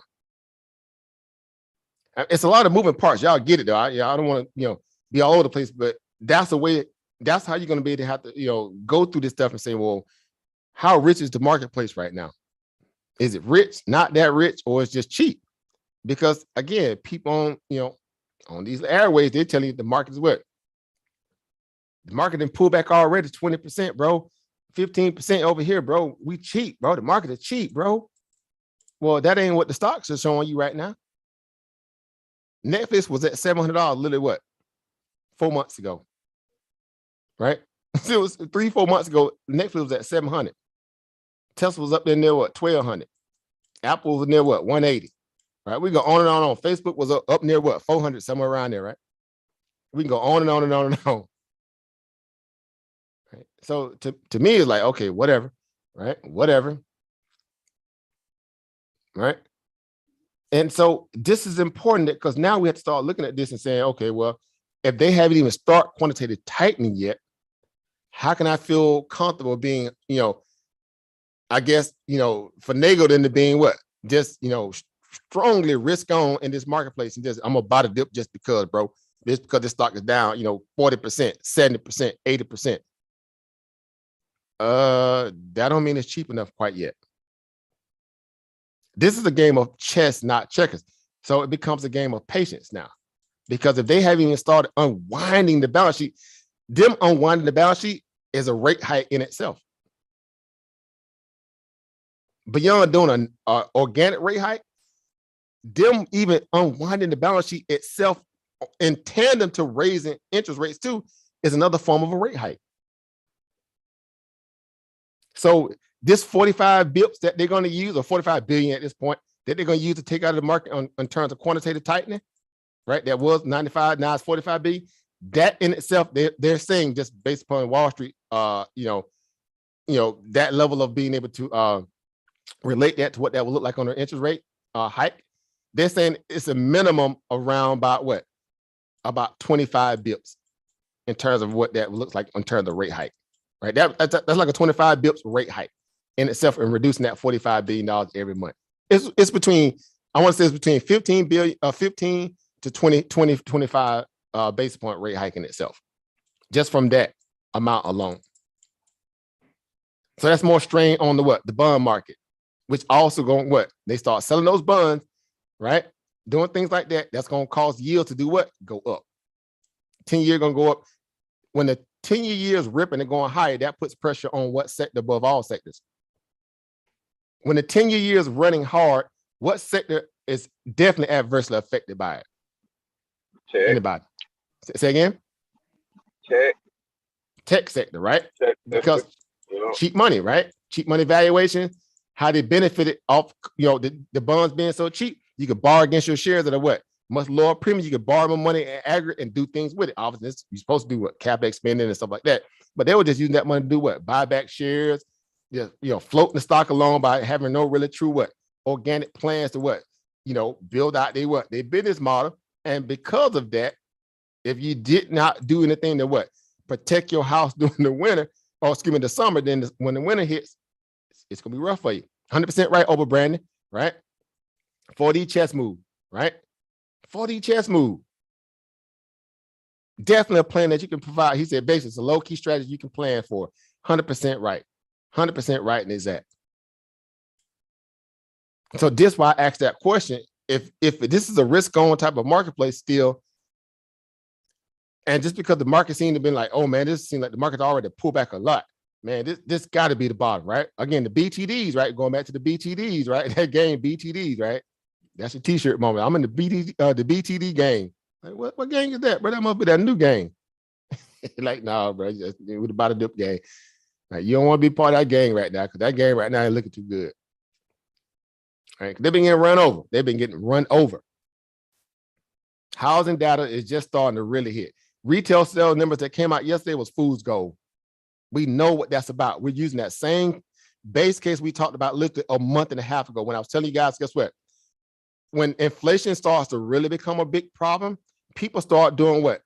Buying in advance. So you get more people start stocking up on items, toilet paper, stuff, dry goods. They start buying it at cheaper prices for the future. When they start going up, they've already got them at cheaper prices. That stuff is reflected in the retail sales numbers and look like they were just spending money hand over fist, and we're not. You're just buying in advance. You're being smart, right? These people ain't as airheaded as the government will have you believe in terms of that we're just out there just spending money. Like, I can show you better than I can tell you why, because literally last week, which stocks were getting hit the hardest that gave earnings? A lot of those consumer discretionary stocks got crushed last week. Y'all remember? Y'all remember that? A lot of those Shopify. May I remind y'all, Etsy, eBay, right? Those stocks got crushed last week or so. Consumer discretionary items, right? As they say, we can show you better than what we can tell you, right? We can come right on over here and go to to the spider, right? Let me see what a spider at, right? We come to the spiders, right? Hold up, what's this all about? That ain't the spider I'm looking for. I'm looking for the SPY, right? Right. We come over here, right? Hold up, where's my hold up, I should go to the spider ETF myself. I don't know why I put in this as that, right? The spider ETF holdings. We come over here, right?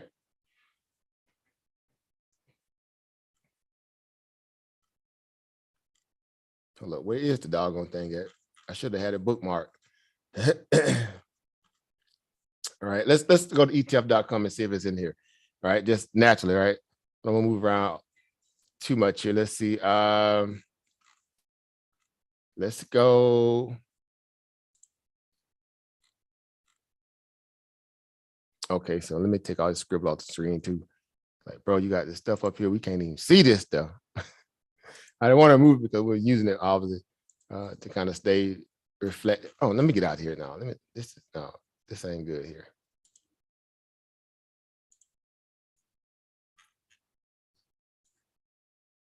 Where's the? I need to go to the spider. Let me see if this is the one. I don't know why I had a thing bookmark, because I come in and out of it indiscriminately and never thought to bookmark it. I just be in and out. Right.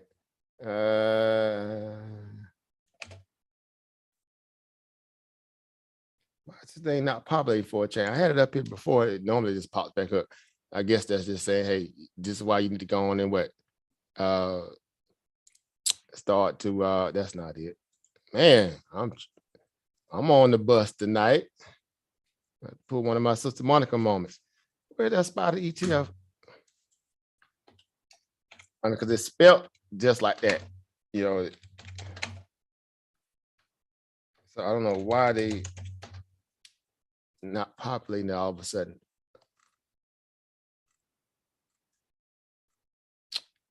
All right, no worries. I'm not gonna do it tonight. It's like, as soon as I got an update in my on my computer here, all of a sudden it didn't messed up my queries, right? I just pop in that stuff and get out of there. All right. So that's that. So whatever. So let's look at this one here. I guess we'll just play over here. Right. Long story short, this thing, right? So I'll let you know I just had to update recently. So it kicked out all my old cookies and stuff. So that's why I'm having to go through stuff and find it again. Right. But anyway, look at the performance of the consumer discretionary here. Right, really quick here, guys. Sorry about that too. Sorry, keeping y'all in this little lag here. My mistake here. All right, so okay, just using this like, well, this is the year-to-date office in this case here. Now, let me see. Let's go to we'll stick with what we got. We'll use the quarter, the month end readout that we got here recently, right? So we're talking just recently here, right? Just recently within that month alone, right? The month alone, I guess granted from this month, you know, on a backward perspective here, it's already down 11.9%, right? Quarterly, it's still reading around about 11.9%, right? Year to date, it's down about 20%. Well, we know the broader market's coming down too, but just last month alone, it lost literally half. It lost literally half of its value for the year in just 1 month. Let that marinate for a moment. The consumer discretionary value in itself lost half of its value in 1 month alone. And we're what? We're sitting at what? Month 5 of what? 2022. Something had to have happened, right? For that to what? For us, you know, to have lost that level of what, outflow in just 1 month. In most cases, you would say, well, guys, got to be something what, something crazy, right? Well, let's come down to the holdings right here. Can y'all see? Let me blow it up a little bit here. Look at the companies that's inside of the consumer discretionary right now. This is showing you, I'm doing this for a reason, right? Because this is a part about what? If the markets are giving you an organic readout in terms of retail sales, because they tell you that the consumer looks pretty strong. They still flush with cash, right? All that stuff, right? Lies, right? The lies, right? The lies. Look at the stocks inside of this right here. Amazon. Where's Amazon stock right now? Tesla, McDonald's, Home Depot just had earnings what, the other day? What happened to it? Nike, Lowe's, Target, right? Yeah, Target, they got Target, right? Bookings Holding, right? Starbucks, right? You see some of these names in here, right? Those are some of the what? The top holdings, right? That's not even all of them, right? Some of the crazy, we start thinking about like, man, this is crazy, right? Them are some of the top names, right? That's not even all of them, right? Where's the one where it shows, let me see, where's the complete, those are some of the top ones in itself, but I want to see if I can find the actual, oh, that's just the ETF, right? Some of the main ones, this ain't the one to do it on here, because the other one give you more of a breakdown in terms of their weight value, but also the certain mini sectors or what they call subsectors within that. But from this perspective alone, right? If you say internet and direct marketing retail right here, I'll just use this right here, just quick one. Automobiles and what? Internet and direct marketing retail. Look at the weight value on those two alone. They account for 40% between those two right there alone. Have the used car prices come down a lot? I'm asking for a friend, anybody. Has, new cars or used cars come down in terms of price value? A lot, or substantially. These are big consumer discretionary items, right? Internet and direct marketing, which a lot of people was shopping on, on the internet because of COVID. Again, had that, are people just still, hand over fist buying stuff off, from online right now, knowing that they could probably go in some of these stores? And if so, if they even spending money on a lot of those, what? Again, their wants as opposed to their needs at the level that they was doing during COVID when they had all this cash and was sitting at the house. Apparently not. Right? So that's why these are big chunks, as you see here, big chunks of what this fund allocation industry value looks like. And these are things that are really giving you the readout in terms of stocks like what? Etsy, eBay, all this stuff like that, right? They're on here. These are some of the top holdings, right? You couldn't make this stuff up, right? You couldn't make this stuff up, guys. It is completely weird once you begin to kind of do all this backtracking and seeing whether or not the market is, strong or it's not, or is this or is that. You have a better picture on, in terms of learning how to gauge the extent of if we're, somewhat back to a norm, if there ever is a thing like that, or coming into that point when we're starting to have that rounded bottom perspective where things are starting to level off, and then we're going to make that march back to the upside. If the consumers are not spending online, and if they're not even going inside of the department stores, then where's all this strong consumer spending coming from? It's a false read, right? It's a false read, right? And all it is that what we spoke about earlier is people buying things in advance. They're buying in advance for what? A rainy day, stocking their shelves early. They started literally 2 months ago, 2.5 months ago. They've been buying a lot of stuff in advance. And that data looks like, people just out there just spending money left and right. They're not. They're buying things that they need in advance to deal with inflation that's starting to go up on them. So they don't want to have to pay an extra, basically 2% a month later when inflation is still ripping, when they can get it for 2% cheaper, in advance, literally months ago. This stuff is not rocket science, right? It's not really, but they will have you thinking that, oh no, it's this, or it's that, or it's like this, or that. It's not. It really isn't, right?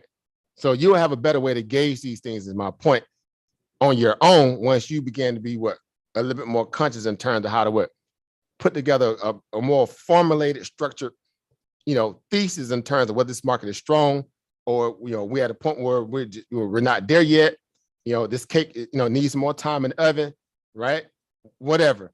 When that becomes apparent that things are starting to really get better, you'll be able to know, because again, a lot of the quantitative tightening that we're seeing, that stuff will start abating. The rate hikes will start to kind of calm down a little bit, and the organic readouts that will really reflect the GDP on the economic side of things in terms of job value, because we haven't even hit the point where we're finna start having a lot of layoffs. They're coming.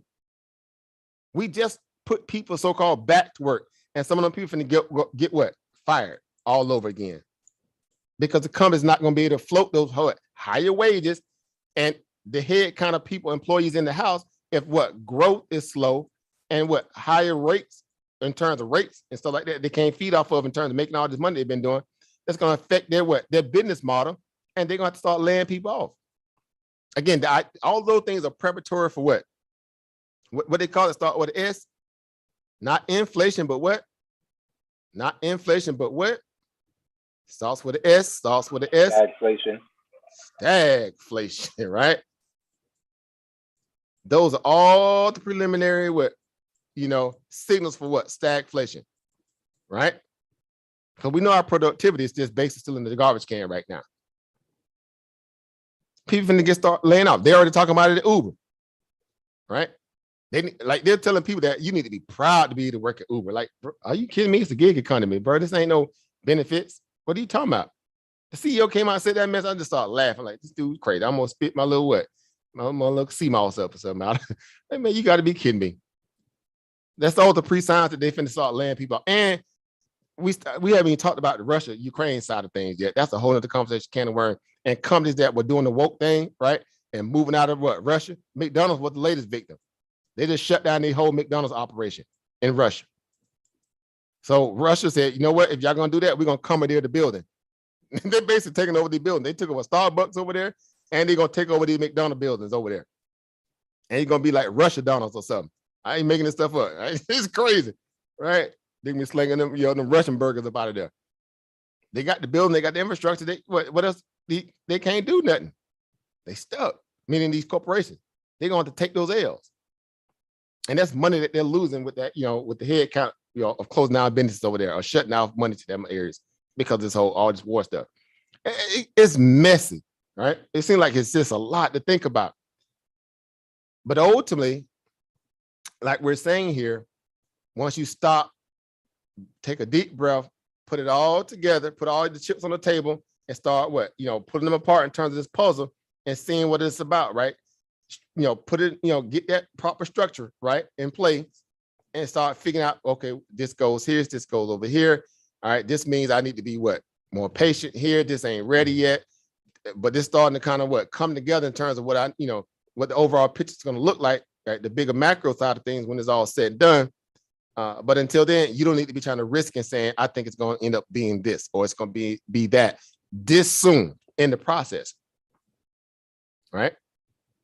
It's just a little too early. Just me personally, from my perspective, I think we're just a little too soon, right? So we need, that to kind of work itself out a little bit more, because these data points are, easily accessible for you to see as well. And when you, I guess, juxtapose that to what the charts look like, it don't look like we're in the all clear quite yet, just from my perspective. I mean, we barely came down, guys. We was at 480. I mean, literally at the beginning of the year, 480. Okay, we at 400 now, so we lost 80 points. Okay, but look where we came from. Again, when you put it on the bigger perspective, let's go to the monthly chart. You put it on the bigger perspective here. Look where we came from. That thing almost looking like a straight line, bro. Somebody make that make sense. Is that organic? The chart can't even, get on the screen all the way. That's what's crazy about it. You can't even put all this on the chart properly in terms of how, linear this move is. Look at that. It could make this up. We've been in this cycle ever since literally 2008, guys. Since 2008, we've been in this linear move, right? Since, again, the subprime lending crash. I mean, it's like, bro, like, are y'all kidding me? Right? Because I love it too, like anybody else. I'm gainfully invested in the opportunity for what this market bring. But look at this here. This just bent to the, to the right and then went, slamming to the upside. Look at the monthly chart. Slamming to the upside. Overshot this thing by a lot up here. Again, up here at 480. And now we're just starting to come back. Look at the linear regression band on the monthly chart. We just hit the 20 moving average here. Literally just hit the 20 moving average. And this month, in terms of the SPY on the way back to the downside. See it right there? Right? Could make this stuff up. Right here. Look here. We just hit that 20 moving average here. This line right here, that's 20 right there. We just hit it. Now, if you look at it from this perspective, it seems like we got some more room to the what? More room potential to the downside. What do y'all think? Y'all think the bottom is in? I'm asking for a friend. Is the bottom in yet? Nah. Why not over, Sean?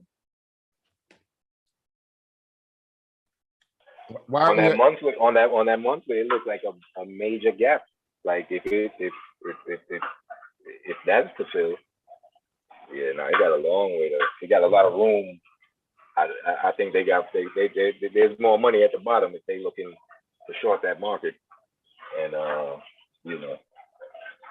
yeah, it's more. Don't look so conclusive for just as they say, a solid base, right? Don't look that conclusive to make that kind of assessment. Would you say that's more? I would say so, because of the way that it went up. It wasn't like no staircase type movement, so it didn't build no structure going on, no support on the way up. So there's no. It's like it's a free fall. There's no support on the way up.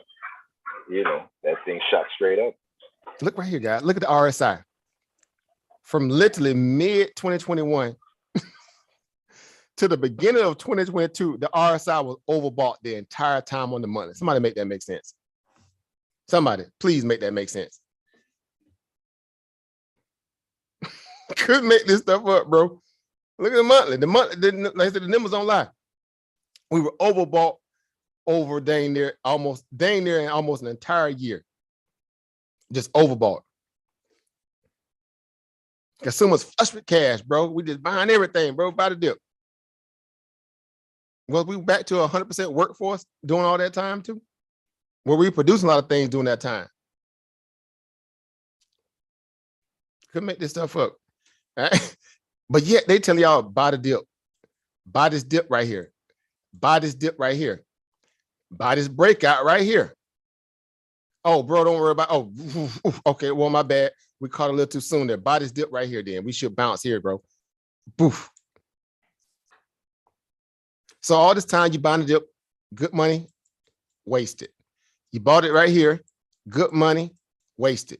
You bought this one right here, really felt good about the bottom being in because everybody was just beating the drum. We back, bro. This is it. This is the bottom. And you lost what? Good money on that too. How many times you gonna keep getting food? Or are you getting food? Or are you this a part of the bigger plan? Right. Where my 10 for a kufi at? I'll get my 10 for a kufi hat, or my 10 for a fedora. Right? My snapback fitted cap 10 for a, right? You couldn't make this stuff up. So if we're breaking key indicators here, that's what they're there for, right?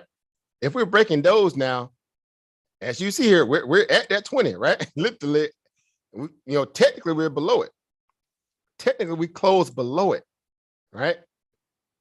Technically we've closed below it on the monthly, right? And consumer discretion is a great way to measure whether or not your consumers are what?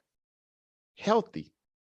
That's why we've been talking about the consumer discretionaries been getting crushed. That's why I was shorting a lot of them last week, right? And I was shorting the breaks on the consumer discretionary stocks because they were still some of the ones that still had with very frothy PEs for book value. Like, come on, seriously, right? A lot of them were Cathy Wood type stocks. Like, oh, bro, use her. She's a great case study in the future. They're gonna write a book about her, right? Poor Cathy.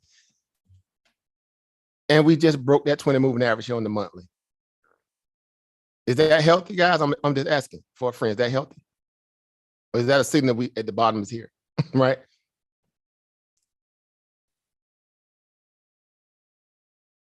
Think about that, right? So, granted, we got an overshoot wick down here at 385, right? I mean, it's just, oh man, whew. If we even just say, okay, well, and we just looked at the linear regression band, said, okay, well, the base of the linear regression band puts the market at around what? 350. 350. Right? Who that came out recently? Was that Goldman Sachs or more? Who was that? Goldman Sachs or was it Bank of America that said, we going to possibly what, 3,600? Y'all probably saw it too in the news somewhere around at 3,600. Yeah, I heard it. One of them analysts, right? A couple of them actually, because another one came out. Another one said, "Yeah, I think we're going." So you got these big major banks, right? Investment houses. They're already signaling for what? Recession impetus that we're going to go lower. So what was all this buy the dip stuff up here about then? And they were saying, "Hey, buy the dip up here, guys. Buy the dip right here." So you mean tell me these people ain't smart enough? They can't hire all these MIT, UCLA based guys, quant guys, to be able to read what the other macro, backdrop of the marketplace is going toward from a future perspective. You mean tell me they can't do that and we can? Is that what they're saying, guys? I can't. Rich, I couldn't hear you. Something wrong with your audio. I see it opening up. Can't hear you, Rich. Something wrong with the audio. Still can't hear you, over. Yeah, something wrong with your audio over. But I see you opening your mic. But y'all see this stuff, right? Like somebody make this make sense. So if you're going to be the type of trader who's going to use organic data properly, right? Primary sources, as we're trained to be, right? Source up or wet. How the saying goes? Source up or wet. Shut up. Come through Ilba Monica, right? Let them know you have to source up, Or right? shut up. Or shut up, right? Because everything from that point on is what? Is moot, right? See, they can't sell you the market when you have the ability to go what? Do your own proper what? Research, right? Research. They can't trick you into buying their bags in advance. Thank y'all very much. Here, thank y'all for holding these bags. We out. Them buy the dippers, the BTD gang, right? The BTDs. But them boy, they beat down right now. Them boys looking bad right now, boy. They pistols all raggedy, they rusty. They ain't got no ammo. They ain't got no body armor or nothing. That gang ain't too strong right now. Right? I don't know. I don't think y'all need to be being recruited by the body dippers right now. If y'all are, good luck. That's all I'm gonna say. Good luck. Right? Good luck. And at some point, they're gonna be right, of course. At some point, Kathy Wood's gonna be right. But given this 1 to 2 year window, even a 3 year, because keep in mind, they were saying, this is back in Jackson Hole. Jackson Hole of 2021 was when it really became apparent that, guess what? It's finna to be what? Raining season in the market. We were already planning for this. I remember that Jackson Hole meeting like yesterday. We actually did a live stream on it. Remember, I went live during that day, the Jackson Hole meeting, and we start discussing, start planning in advance. Okay, in advance, guys, get ready for what? Get ready for what? Inevitable pullback. Let that marinate, guy. We've been saving this bacon for a reason. And it's not that we just have 100% bearish thesis. Just that, no, we have a cautious approach to being able to protect our what? Our assets. Make sense? We're just cautious. We're doing what we're supposed to be. We're trained to do. We're trained to source up, and then from there, go ahead. Up research. Right. That stuff is important. This is why we were able to say, okay, well, if we topping up at around here, 480, 479, okay. And we overshot a lot of key indicators. We sitting up above the linear regression band here alone, way above it, right? Even we come back inside of it here, and say, well, okay, is we in all clear as far as what? The macroeconomics of things. No, we were just getting started, right? That part of it just getting started. Right? We were just starting to do the Birdman hand rub, like, okay, right? The market's going to pull back. Right? It's going to pull back. This is why I'm not adding to my what? My long position. I kept making that air and apparent. Now, speaking for me, of course, this is why I'm not adding to any of my long positions that are already oversaturated or overweight. I'm not adding, right? Not adding. And to be even more, I was taking profit. I was showing y'all some of the screenshots. I started taking profit in Moderna, right? Above 350, 360. Remember that? Right? Yeah. Right? Some of y'all were doing it too. I started taking profit in Tesla above what? 1,000, and I took a little bit out over 1,100 plus. And people like, bro, what do you mean you selling? How you selling something? Like, bro, I'm doing what I've trained to do. I'm taking profit when things are starting to what? Look shaky. Right.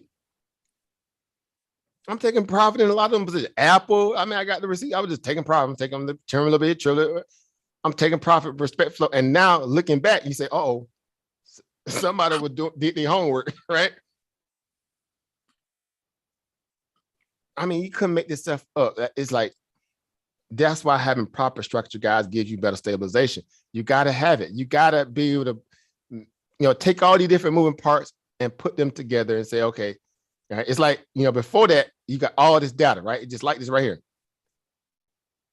Once you begin to learn how to put all these things together and calm the noise and, bypass everybody about saying, no, buy this and buy that, and start doing things on a more proper perspective, then you start to stabilize that thing.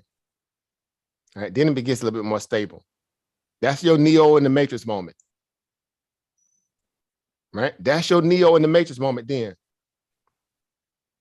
Doesn't necessarily mean you made that. Means just what? You've gotten to a place now where you can quiet a lot of the noise and read some of the base, instruments that are there to help you make better decisions with your money. Make sense? So this is why these things are important and they're non-negotiable in terms of learning, just to the extent of what, they're there for, right? What they're there for. So bigger pictures don't seem so enigmatic to you, right? All the way down to smaller time frames. It's not going to matter going forward because now you got a good read on this stuff, right? You're getting a better read on this stuff. You're not being bamboozled, right? You're not being hustled by the marketplace. Look at it. Look at the linear regression band on the hourly chart. Y'all see this right here? Somebody draw on your screen exactly what you see right here. I had a training session earlier this morning with another gentleman, and we was going over this, and I was like, looking at this right here, what do you see? I just say no more than this, that. What do you see? That's all I'm gonna ask y'all right now. What do y'all see right now looking at this right here? What I have on the screen right here. This SPY on the hourly chart. What do y'all see? Somebody use your marker on trading on the Zoom app here and draw what y'all see right here. I'm just gonna sit back. Multiple y'all can jump in. All y'all jump in wherever you can. If you can, draw on this what y'all see right here. Oh, I can't draw. I'm on my phone. All right, and you can type it too if you can, if you want to as well in the chat. So tomorrow, just in case if you want to participate in it. All right, if you can't draw it manually. But what do y'all see right here? All right, see, we got some lines on here. Somebody coming through. I see it. I see it. Boy, look at the family getting it. Let's go. All right, even my family on the YouTube side, y'all can participate in, right? You can type it in the back, in the chat itself, right? Keep in mind, this is gonna be archived, so it's gonna come up, later. We can go make a recon this video. But what do y'all see? Right, what do y'all see right here on this chart right here? Just giving this little, snapshot right here alone, right? Let me get the squeeze momentum up. Let me get the volume up here. All right, I'll do that part there. Y'all can do the rest for us. Give me the technical read out here. All right. Let's get this volume up here. Okay. What do y'all see right there? All right. Asking for a friend. Excuse me. What do y'all see right here? All right. So I see somebody got a trend to the downside here. I see somebody got some short-term stuff over here. All right. We got some stuff coming in right here on the short term. Right. What do y'all see right here? What do y'all see right here? Right. Over it said, okay, BTP, buy the put, not buy the D, right? Buy the dip, right? We're gonna buy the put, right? My man, 100% right. We definitely gonna buy them put, right? But lately, because they definitely been crushing, and the calls. I've been playing the calls too indiscriminately. I've been playing them at the proper pivots, right? That's why I'm always talking about pivots, right? So it's important, right? So are y'all done? Y'all done showing all y'all what y'all see right here, guys? That can't be y'all, because y'all got stuff over to the left. What about all the new school stuff over here? Y'all ain't just gonna leave that out, right? You're gonna leave all the new school stuff out? Come on, guys, give me what do you see right here? Oh, I messed up my drawing. I'm gonna mess my drawing up there. What do y'all see right there? This is a good moment here, boy. This is a good old natural, eyeball test right here. A good old natural eyeball test, right? Pop quiz, right? Oh, pop quiz. What do y'all see right there? I move the chart over that one again. There we go. There we go. Get it back where it was before I moved it. All right. What do y'all see? Anybody else? Anybody else? Anybody else? Anybody? Everybody. Everybody scream.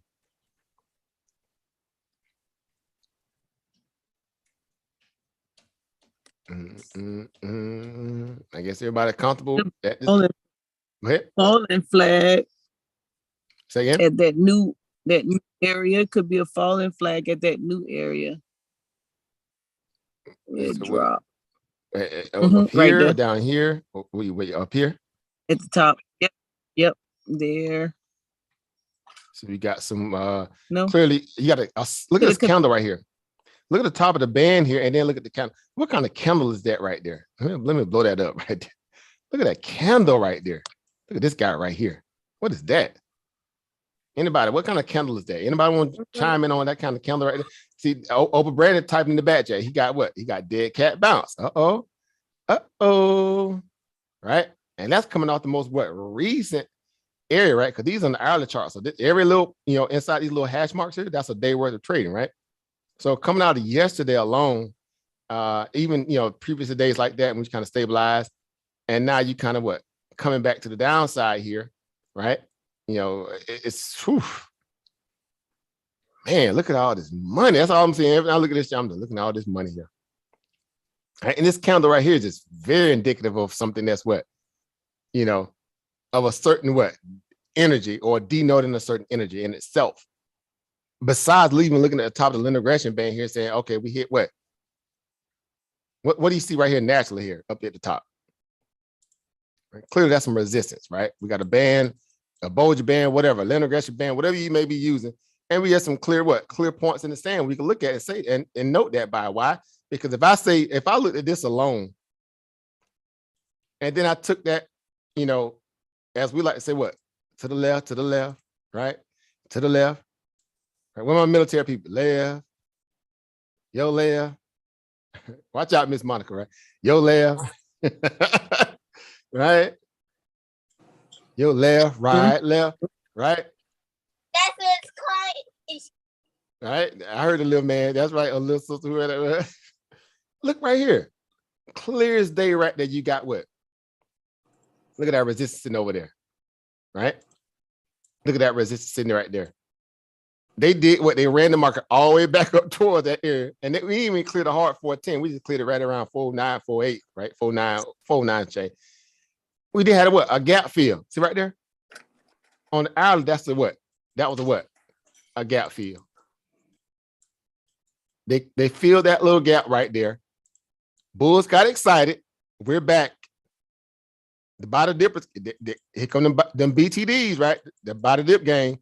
Them BTDs showed up, right? With them rocket launcher, grenades, German Shepherds, and tasers, right? They top flight security. And they got what? Run over. Right? They got ran out of town. All it was a gap fill, guys. I was posting in the group, man. I was saying, if we clear this line right here, it's definitely even more game on. Right? We already established support throughout the day, right? Came down, touched it several times, a little bit under what? 404 and change, like 403 or whatever it was, somewhere around there, 404. And we just start playing off that. They finna launch this market, they finna send it. And they sent it, right? All the way up to the resistance, the gap fill. They closed the gap right here. Everything from that point on was what? And I'm free falling down, free falling. Bro, why not? Why didn't we have a continuation? Why didn't we have continuation, guys? That's a good question. That's an even better question. Once we closed that gap and got up there after lunch, and we not even looking at it from down here, right? Right, just using that alone. Once we even got all the way up here, why? And we closed this gap here. Why didn't we have what continuation? It's even a better question, right? It's everything that we've been talking about that preceded this moment of looking at this chart. Nothing fundamentally changed for the macro what? The macro picture. Nothing. If anything, it's getting worse. They used a false readout in the retail sales number yesterday to what? Induce buying. They induced buying. Notice that when you induce something, that means you actually doing it what? Artificially. The retail sales numbers were not the end all be all reason for this market to what? Right?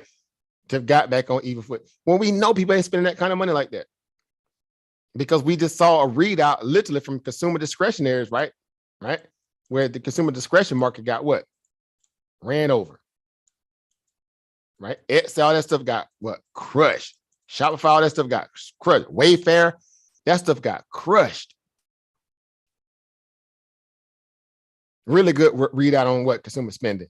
Ain't nobody buying what? Jet skis, ain't nobody buying all that stuff like that. Man, stop playing. Ain't nobody buying that stuff. So I just politely sold my calls yesterday, right around that 47, 48 area, and instantly start buying what? Puts. Matter of fact, I bought my puts somewhat prematurely. I started buying puts for Friday.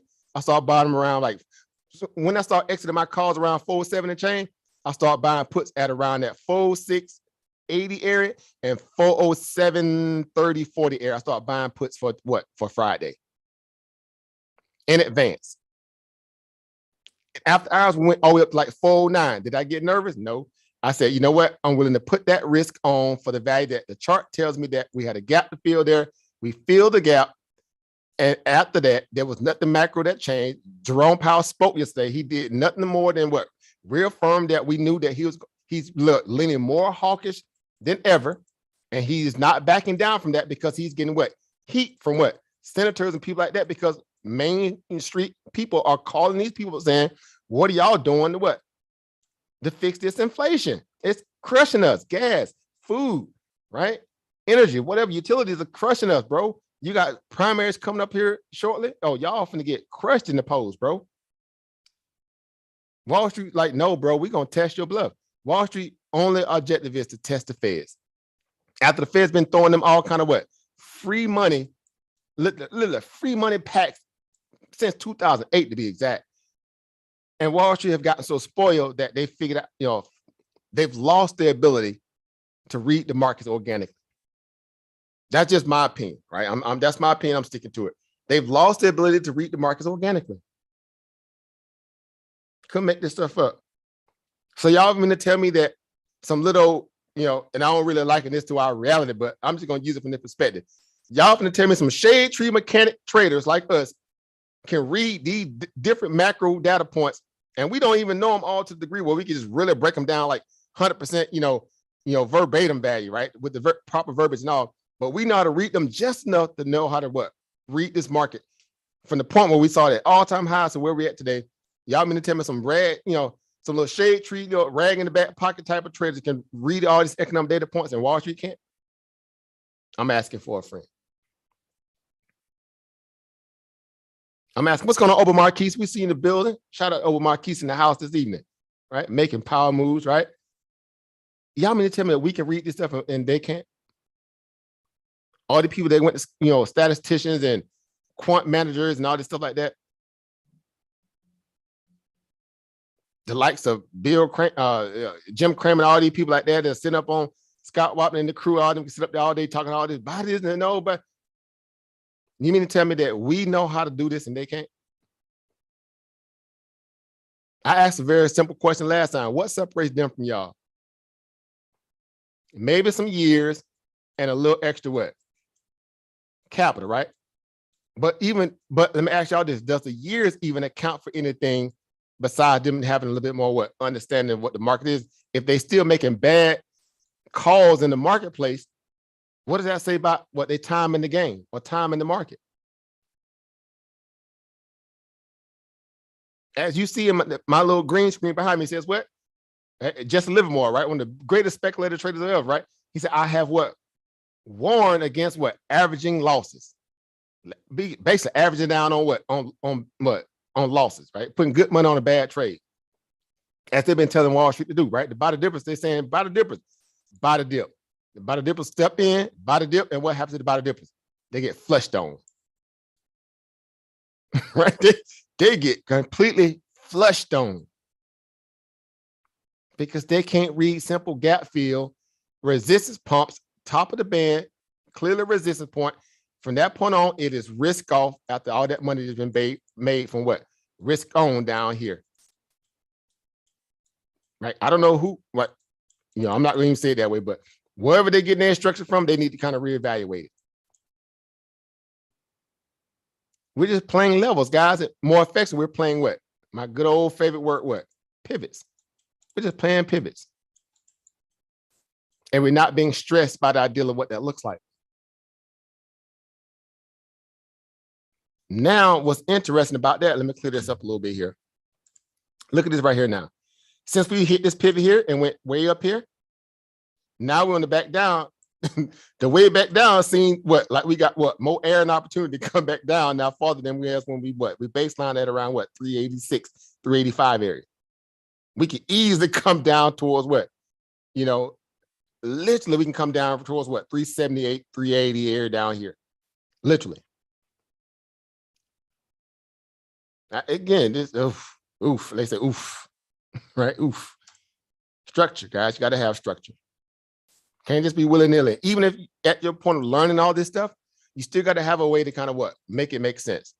To the point where, you know, you can be comfortable knowing, you know, exactly, you know, to a degree where you can make sense of why you need to be putting money on or holding money on the sideline for things to kind of what? Shape out better.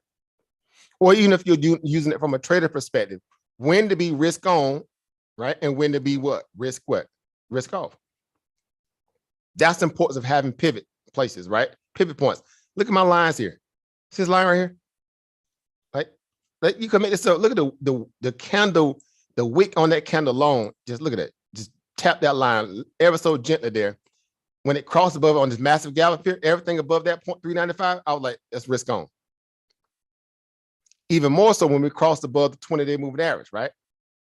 At that point there around 397, it's weird too, because if you look at the market on the way back down, guess what it was hitting on the way back down? It was hitting that resistance to the downside.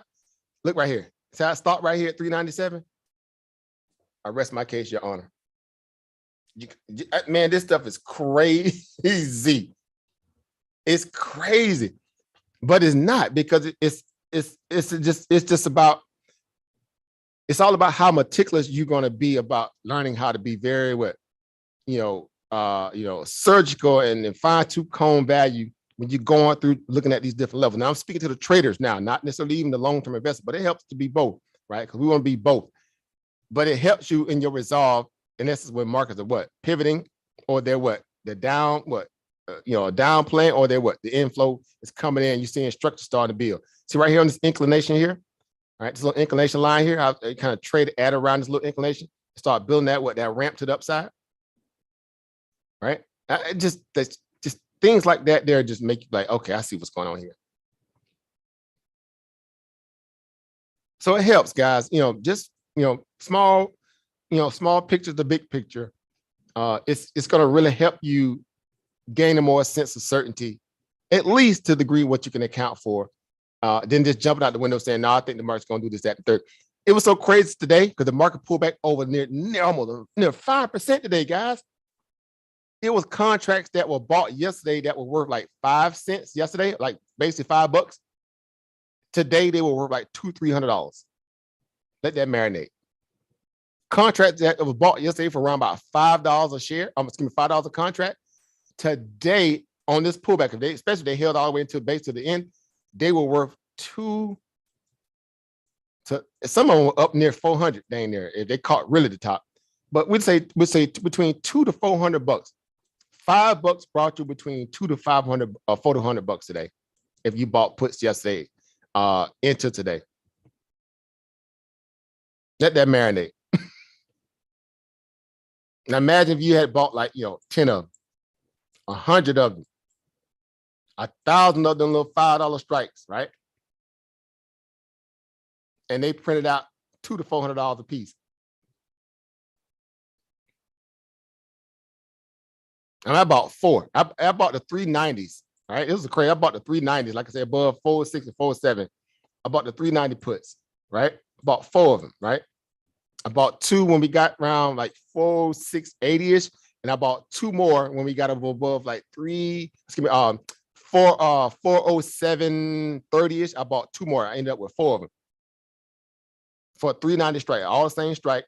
That entire trade cost me around about somewhere around about $264 for that entire note. Yesterday before the bell, right when I was closing out my calls. Man, I closed out my calls that I bought yesterday for the swing, and right when I started selling those calls that I only had like 3 of them. I started buying puts because I already had mapped out the gap fill. My risk on meter at that point put the favorite in my for them to send the market even higher from that point, they would have had to bring it. It would have been, man, Wall Street would have been feeling really good about themselves. Because look where we had bounced from. We came off a 384, literally a short order time frame, and ran all the way up here to what? Basically near 410 for 384. That's almost like 30 points. Right? Think about that. Markets don't make them kind of moves in almost an entire year sometimes. It's just crazy, but we know what's going on because there's always going to be, vicious bear rallies inside of it's going to be vicious bull rallies inside of bear markets, right? That's all it is, right? It's still a bear market, but it's just a bear market rally if they want to call it that. On the inverse side of that, the market is kind of running up, but it's going to be met with hard resistance when you have those hard stops in the market, right? Hard resistance lines in the market, pivot points. I didn't hesitate. I was like, oh, I'm buying these puts right here. That's exactly what I was telling myself. I'm buying them puts right there. And I was buying a little bit around the 468 is there. Each contract that I had today paid out. Man, the ones that I held one. At the time when I sold them, they were sitting at around 279. Two of them at 279 and another one at right 284 and a hell one. That's per contract. You still got it one hell till Friday? I got that one hell. Oh man, because it's going down right now. Viciously. Them contracts cost me about $60-something a piece. $60 a piece. You know, paid out 279, 284 per contract. Let that marinate. Right? We talking well over. Go ahead. Now I was gonna ask you as far as how the S&P runs, do you associate the Bitcoin, like do you see the Bitcoin running at the same way as the NASDAQ? Correlation. Yeah. Because a lot of people, it's been a lot of talk now as far as, because they said that the coin basically no one can touch it, and then now you're seeing that everybody has control over the coin. So it makes. What do you mean by the coin? I'm sorry.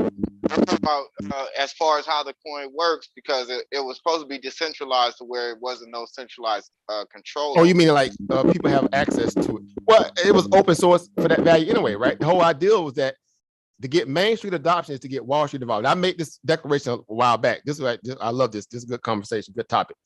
I made the declaration a while back when I told you guys the moment when Wall Street gets its meat hooks into Bitcoin in the wrong way and not the way that it was planned to be in terms of the decentralized way, it's going to be game over for Bitcoin in a way where it loses what? Anonymity. It's no longer what? It's no longer an anomaly value where it's controlled by what? The little guys. Now it's being controlled by who? Institutional flow of what? Controlling it, because that's all they want to do is control it, right? You got the CME value of it now. You got them trading futures on it now. That's when to really take over what? It's the centralized value. Now, even though it's still not regular like it's supposed to be, but that makes the correlation, right? The correlation now is what? It's pinned to the value of what? The tech sector. Because you got stocks like what? Coinbase, right? Hive, you got what? Hive, blockchain, Hive, Mara, yeah, all of right. All these, the equity stocks that are tied to it, right? MSTR, right? MicroStrategy, right? Or Michael Saylor, right? Getting crushed, right? You got all these companies now tied to this stuff, right? If they stocks are pulling back, what's the sentiment of Bitcoin looking like? Correlation. Because I was looking at it while you were talking about the S&P, right?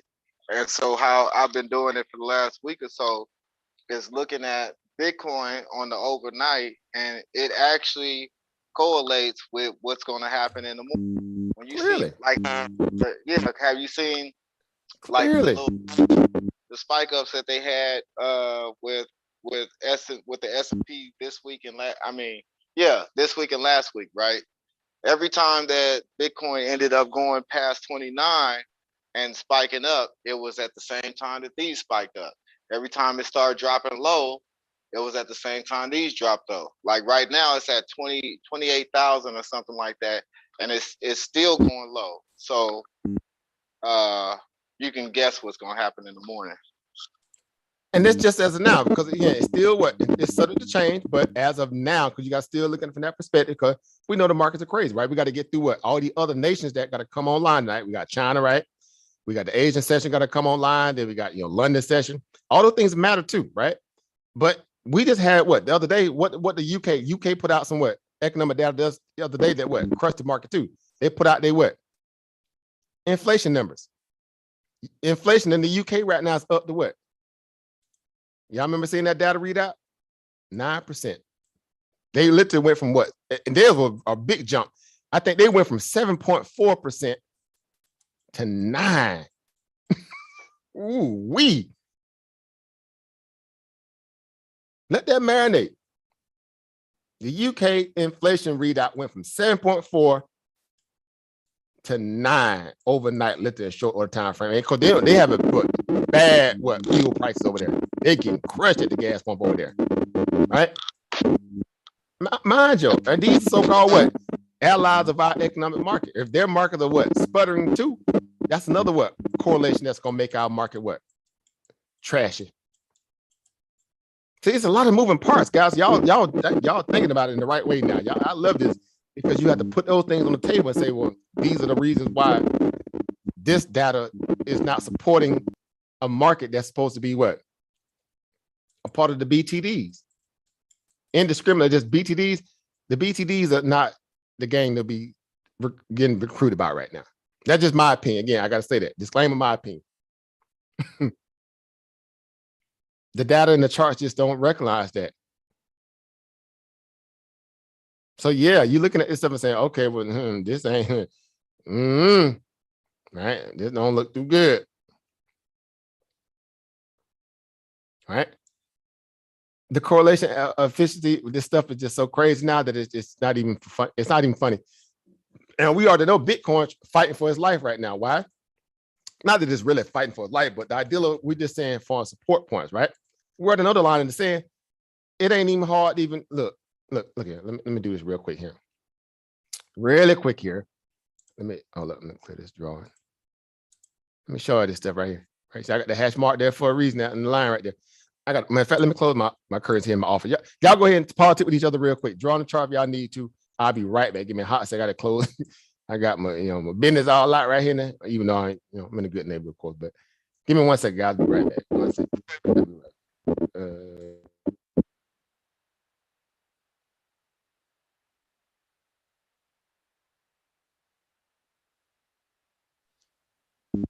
Going on, peace, man. Peace, man. Peace. So what else y'all see on that chart?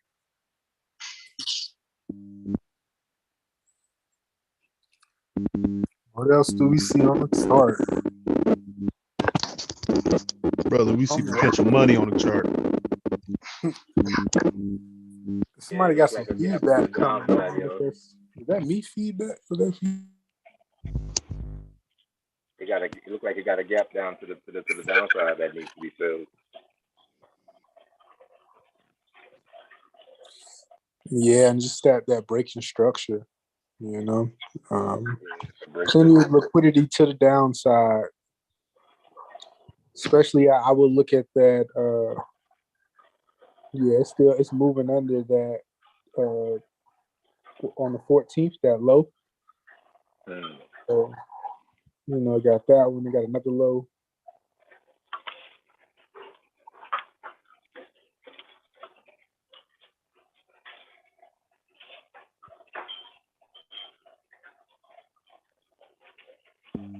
It looked like a head and shoulders too. I was gonna say this as far as right here,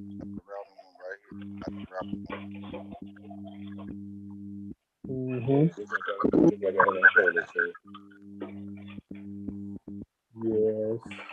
Set it down until it breaks some type of structure to the upside.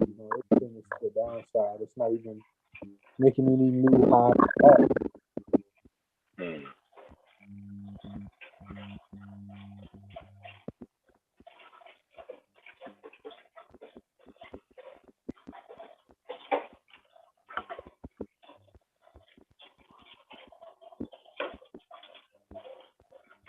How low can you go? That's the question. You guys see that right there on the chart now? That bigger picture, that little hash line right there, right? Y'all see what's going on right there? Like high time frame structure for the most part, be moving to get broken. It's kind of last line of defense right there. It's the same thing. Somebody just drew some head and shoulders on that too. Yeah, it's the like same, head and shoulders. Right? It's the same thing we did with the SP 500. Remember that we did that head and shoulders diagram? Is this not the same almost? Even though it's it's a more wider perspective here, but on the shorter time value, you see it multiple head and shoulders here on the Bitcoin, because Bitcoin is traded at a more high volume value than the SPY does on a natural basis, because it's an international market, right? As opposed to more, even though we got people that trade our markets international too, but y'all get my point. It's traded more liquid value than that. So as y'all drew right here on the chart, y'all got multiple head and shoulders. You got another one here. Look at that. This one here more on the descending slope side. Look right there. Another one right there. Right? Neckline kind of somewhere around there, right? What happened to it? Flushed. This one here, same way, right? Kind of, neckline somewhere around there, give or take, right? Give or take, right? Could be off a little bit there. It flush, right? Multiple time frame, but here's what's interesting about this here. Look at that hash. That hash line is the line in the sand. Like everybody up here, like, oh, bro, if we just get to back to what's the name, we'll be straight. I'm like, bro, you gotta look at the bigger picture, right? You gotta look at the bigger picture on Biddy, right? Because Biddy already telling you what's going on here on the bigger picture, right? We clearly have a hard stop at this that 29 or 28 level, hard stop. If we fail to hold this correctly, that's why you see it's struggling now. It's weaving that thing, bobbing and weaving right now, right? Mike Tyson style, boy. It's bobbing and weaving it right now. If we lose that, right? Okay, then we can start we can have a flush down, right? Base case, right? We got some chatter right around here, 26, and then we got some chatter down here, always around 23. If we lose 23, right? If was the fifth, right? Look at that. See, I got my line right there. We already mapped out. Chatter here, support here. After that, it's around 19, around 20, right? 19, 16, right? That's worst case, right? But these guys here got to hold. These guys right here got to hold, especially around this 23 area, right? They're going to have to hold, right? I'm just saying if we break, right? But like you said, also, Sonny, like a lot of you guys already know, that correlation value of this is very problematic for the SPY. It's very problematic also for For Bitcoin, because they trading They paired up right now. They booed up right now. Like who would have thought it, right? Who would have thunk it, right? SPY and Bitcoin booed up right now, right? And it ain't looking good for both. And they supposed to be one of them is supposed to be a hedge against the other. Ain't that something? Bitcoin was designed to be a hedge against equities, or at least the ideal of frost value that's saturated in around equity markets. And it went from being a hedge initially to now being booed out with the SPY. How'd that happen? Like you ever at least see a couple together, like, man, how they ended up together? Like, how'd that happen? Right? How'd that happen? And now they all booed. You think that has a bearing on why they wouldn't let the Bitcoin ETF in? Not necessarily. The Bitcoin ETF has still a lot to do with the one thing that we know to be, the elephant in the room, the regulation aspect of it. They don't want y'all becoming millionaires without them having a bigger stake in being able to really get a handle on the taxation of it. Because that's what a lot of people that got, hit the millions, right? I know some people that hit the $1 million level when Bitcoin took off back in 2017, right? We was beating the drum on the Urban Economic Empowerment Show, and they were buying, but even before then, they was buying like 2015, 2016. All right. Laban was one of them. Remember Laban King? I did a little thing with him, right? And we kind of, spoke people what he was doing at that time. Like Laban was one of them people bought back in 2013? I think Laban was buying back in 2013, 2015. And he got his millions, of course, when Bitcoin rocketed the first time up to 20,000. Several traders I knew that had it back before then. Of course, Marquis in here, he's been around in Bitcoin before a lot of us was. He was clearly in Bitcoin before us. Right? I really got serious about Bitcoin, me personally, 2017. Right? Right. Matter of fact, I got on my chart. Let me show you my genesis, right? Y'all. Yeah, it was 2013 for me. See? Look at it. Let's go back to the month. Look at it. I'm gonna show y'all. This is me right here. I even got all my stuff on the chart. Y'all know me, but I got my airplane. But I'm jetted out. But I got that private jet, boy. Right? Oh look. And that's when again I began to kind of make the base case, and I was sharing it with everybody on Urban Economic Empowerment Show, right? Sister Monica, y'all, we were there over Chris. You guys were around at the time. Because I had to be sure, if I'm gonna bring this to our community, I want to be comfortable knowing, what's the ideal of this asset, at least to where I can explain it, right? So, of course, I'm in, I was buying Bitcoin at around, around set. I bought some at 19, and I bought a little bit over 2,000, right? Right? Initially, my first value in it, right? At around those points right there. As you see this little line right here, at around that 2019 area. That's when my first value I started buying into Bitcoin at that point, right? Okay, here we had this magical run of 2017, and it was just like crazy, right? We literally launched, right? But all that was a base case of what? Accumulation, consolidation, and then it just broke out. The length of the consolidation ended up being the length of the trajectory of the breakout, essentially to that level of it, right? And then we pull back. Chris is on here. I remember some of y'all else was around in that time too, when Bitcoin was falling from 20,000 all the way back down. And I remember telling Chris, like, Chris is like, man, I don't know where we going with this stuff over. I was like, man, 3,100, bro, it's the base. And from what I got, it's the bottom in Bitcoin on the fall. And sure enough, we hit at around that 31,000 area there, give or take, right? Where we were, where's the count at? Right around this point here. Around that 31,000 area here, was like a wick here. Where that wick at? I got all this stuff up here. The wick was around somewhere around here, 31,000. Anyway, that's when we called the bottom, right? We did it on the Urban Economic Empowerment Show. We did it some other spaces too. And what do we have there? Look, y'all see right there? What do you see right there? What kind of bottom is that? What kind of bottom is that right there? See, until you see this in the SPY, it's the Triple same bottom. But just triple bottom, but rounded bottom. Bigger picture. Look at the bigger picture. Rounded bottom. That denotes what? You building out what? Building out a decent support. That's a lot of money too. That's a lot of money that they come in there to be able to do something, such a feat like that. Built that support, and then from there, of course, it was, as one would say, it was history, right? Right. And I wasn't adding. Maybe I would say on a what notional value, maybe I added maybe twice on that fall when it was falling for 20,000. And then I stopped. I said, I'm not adding anymore until I see a good base support. I'm just not going to do it. Right. Until we got down toward that 3,000, 4,030. I said, oh, the bottom's in around about 3,100, bro. We ain't going no lower than 31, 33. And that's when I started buying again on Bitcoin. As you see, I got my extended line right there. That's when I started buying into Bitcoin again. I started adding here, started adding up around there. After that, we launched. We went all the way back up to like 13 racks. Pull back, established a higher low. There we go. Establishing the uptrend, right? Came back and tested again, actually over here around 6,000 when we pull back here, right? See right here? I even got notes here. Added on this dip right here, right? At the point when we start pulling back at around those little points there, I'm adding, right? I'm building out my notes here, pseudo support here. See, so far, let's see if it holds, right? Adding a little bit here.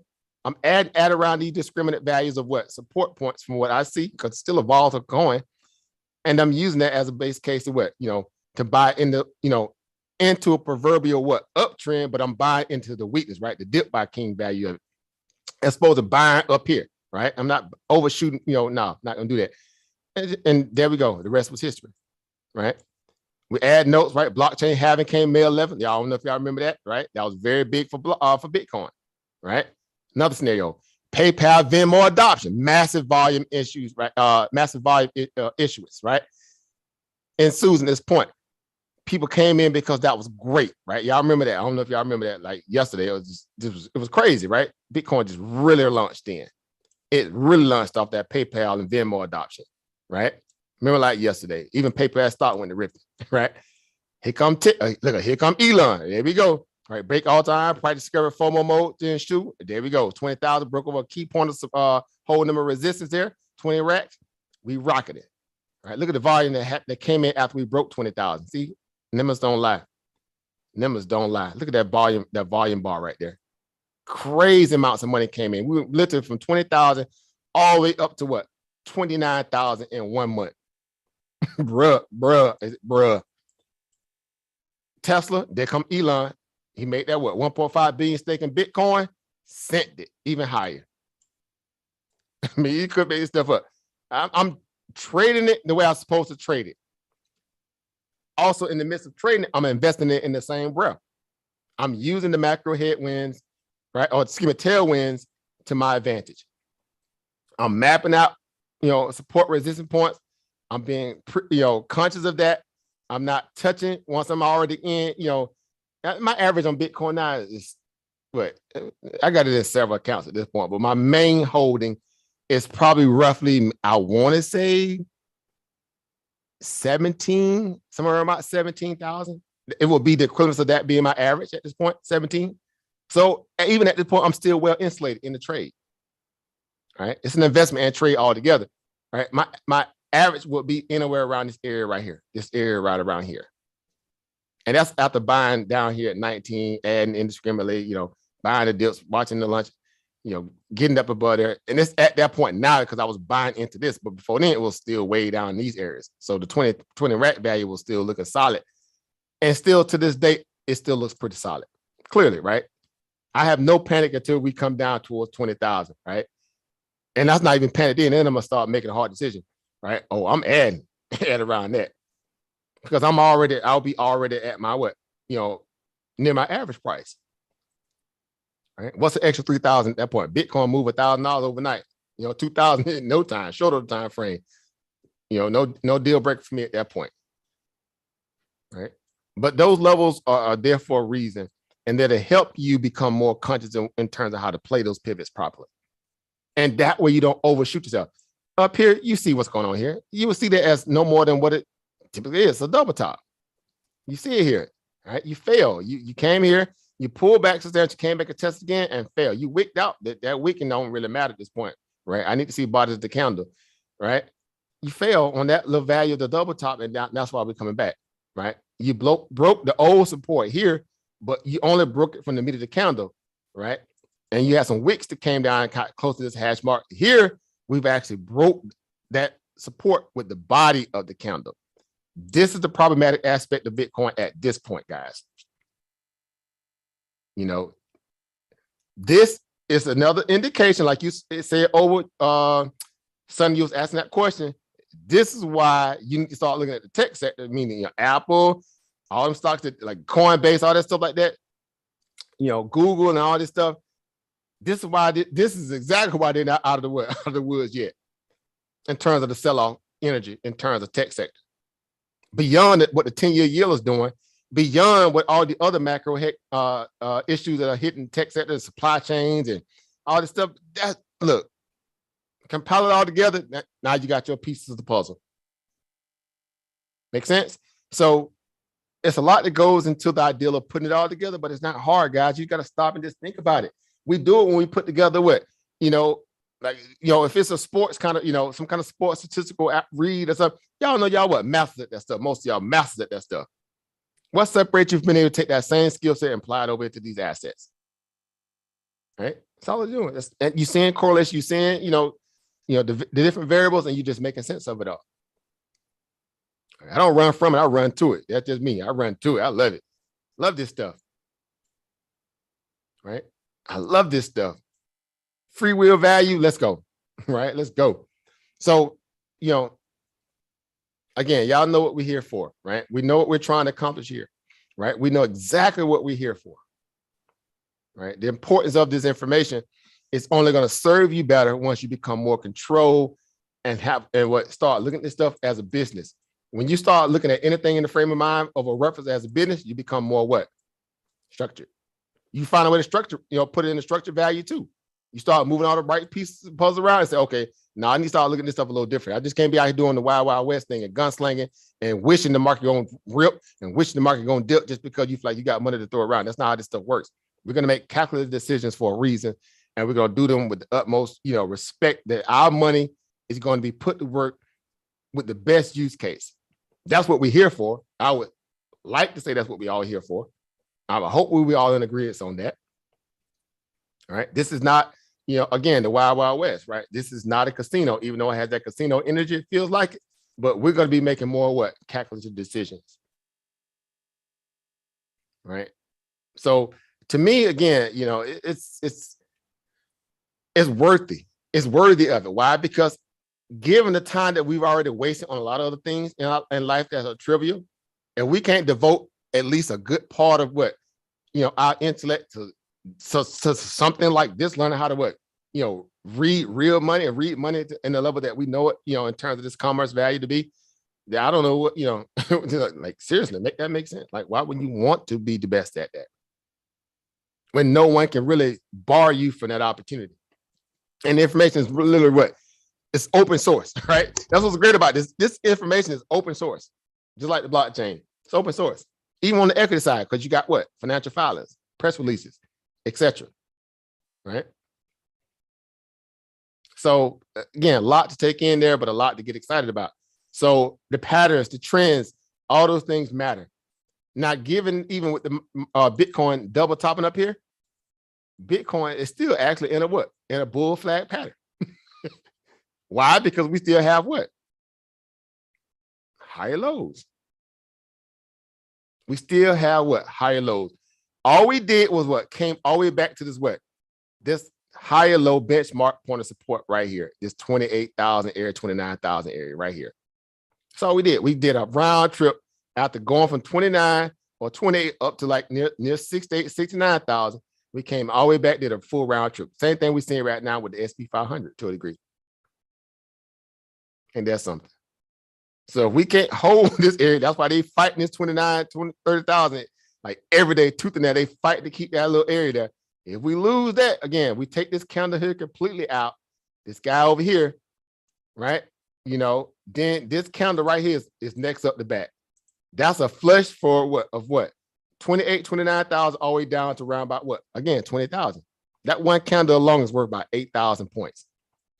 Ain't that something? 8,000, 9,000 points in itself. This guy right here. If that candle gets taken out, what's going to happen to the SPY? I'm just asking. Y'all think SPY going to buck the trend? I'm asking. 320. All right. Y'all think SPY going to buck the trend? If that candle right there get tested, y'all think SPY going to be like, man, look at we good. We was all good just a week ago, bro. We can't roll with y'all now. We got to diverge from y'all right now, Biddy. We out. Let that marinate. All right. So, hey, we up against some real what? Crucible moments right now in the marketplace. It's okay. All right. It's okay. All right. Look at this wick right here. This wick came down and hit 25. Look, it's crazy. Right? That's man. Oof. It's oof. Anyway, so a lot to take in there, guys. A lot to work with here. Again, bid any kind of asset, you know, it's all the same. It's the same little, you know, it's the same situations. No matter how you look at this stuff, guys, it's all going to give you that kind of value, you know, of some kind of form of an accurate readout. And when I'm saying accurate, meaning in terms of what the energy looks like, it's giving you that now, and it's up to us to accept it. Either you're gonna accept it or you're gonna like, nah, I don't see it. I don't think we there yet. Okay, good luck. Look right here. We lost 20 moving average right here at around 314. That's why that was a hard line in the sand for what? For what? The NASDAQ. Look right here. Clear as day. 313, 314 area. And it's fighting ever since to get back above, you know, at 314 area. Now, you know, that we struggled and we couldn't break above the 20 right here. The flush down was that much more demonstrative here. After losing that that support, that resistance point, or not being able to close above it to build a new support, it is now fair game for now what? These little candles over here. This little point of support right here. This candle right here is next up the back on the monthly. Look at this flush down. This flush down puts it around what? 269, 270. That's 20 points away on the NASDAQ. That ain't a lot at this point once you have downside energy. The RSI just, literally just left overbought back in December of 2021 on the NASDAQ, right? It's crazy. And we got at least more room down to 256, 255 on the NASDAQ, on the QQQs that is, rather. Could make this stuff up, guys. Could not. So yeah, a lot to look at, guys, but a lot of this stuff is all correlated to, it's all melding together. It's all kind of meshed together, either way you look at it. Some sectors a little bit more weaker than others, some of them a little bit more stronger than others. Again, that's up for us to be able to delineate what sectors are more defensive, what ones are more what? Stay away from. Even when you have macro pops, you're just playing the pops more so than you playing for it, playing for it to be what? A return back to the norm, right? There's no reversion back to the mean at this point. That cat's out the bag. That ship been sailed, right? The reversion to the mean theory is that a lot of the macroeconomics and the headwinds have now abated, dissipated. Now we can be more risk on with a little bit more what? Certainty. Those things are nowhere in play. Not from my window, right? Y'all may see something different, but I don't see it from my window, right? Not me personally. All right. So dry powder is building cash. So when we get ready to make that move, I'll be ready. Same way, if we'd have caught the full move of the 2020, Fed bazooka, pump, y'all know, man, look. And I was trading a lot of it. And a lot of those positions I know I should have held. I was just trading them. I was trading them magic pot because I was like, I don't trust them. Yeah, looking back, hindsight, I was like, yeah, I should have held a lot of those spots. Some of them I built new positions on, of course, like, Moderna, all that stuff. We built good positions on them. Like some of you guys were buying Moderna at 30, 20 when we were talking about stuff during that time.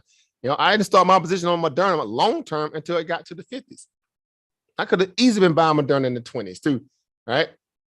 In the 30s. I need to sell a little extra. And I did. And guess what? I still was able to sell it, a good portion of it above 330, 340 area. I was able to sell a good portion of my Moderna shares up there from buying in around 50. So I'm, no harm, no foul, right? No harm, no foul. Right? But that's what makes this stuff awesome, right? Because you get a chance to really see it at these different levels, right? So with that being said, guys, a lot to take in here. Trying to really build out, a good way to look at this stuff and say, well, at some point, guys, it is going to be a strong buy the dip culture that's going to come back. The organic buy the dippers, not these pseudo BTDs, right? These BTD gang, right? They're getting crushed right now. And then it's going to be back to getting it, right? Or they say, get to the bag, right? So it's a lot to get excited about, right? A lot to get excited about, guys. Right? We don't run from it, we run to it. That's the saying goes, right? Structure provides stabilization, right? Right? I even misspelled it. See, I told you I'd be tired, man. I got stabilization down here. Collecting your thoughts as a trader, right? But structure does provide proper stabilization. You need structure, guys. Right? We need structure. Right? Definitely love that background too. How you did that. Love that. Oh yeah, definitely. Well, again, we live by the things that we write. That's what we call them t-shirt moments, right? We can borrow from other people sometimes, right? But again, it's to help us stay conscious, essentially, right? Essentially make us to stay conscious or remain conscious in terms of, dealing with all this stuff, right? So, just given what we got going into, matter of fact, we got a big auction exchange. I spoke about it already. We have a major option exchange, pretty much, a dissolving of an OPEX moment this Friday. A lot of contracts are going to expire this Friday, guys. Here's the play on this, or here's the twist that they're going to try to, they may try to pull it. I'm not going to say if it's, if it work or not, but given the market's pulling back now, we already knew that it was nothing that the Fed could have said or did to kind of change the direction of the market. We get that, right? Even with the retail sales number pump. Well, again, what they're doing to a degree, right? They hustling. If we do get outflow, and let's say just even the SPY alone, right? Oh, my chart's not sharing. Sorry about that.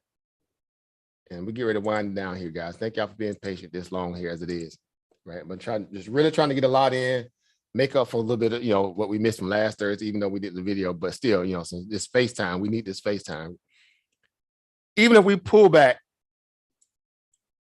right, and test, this 385, which we're only we closed at around 390, 391, right? Just say 391 and change.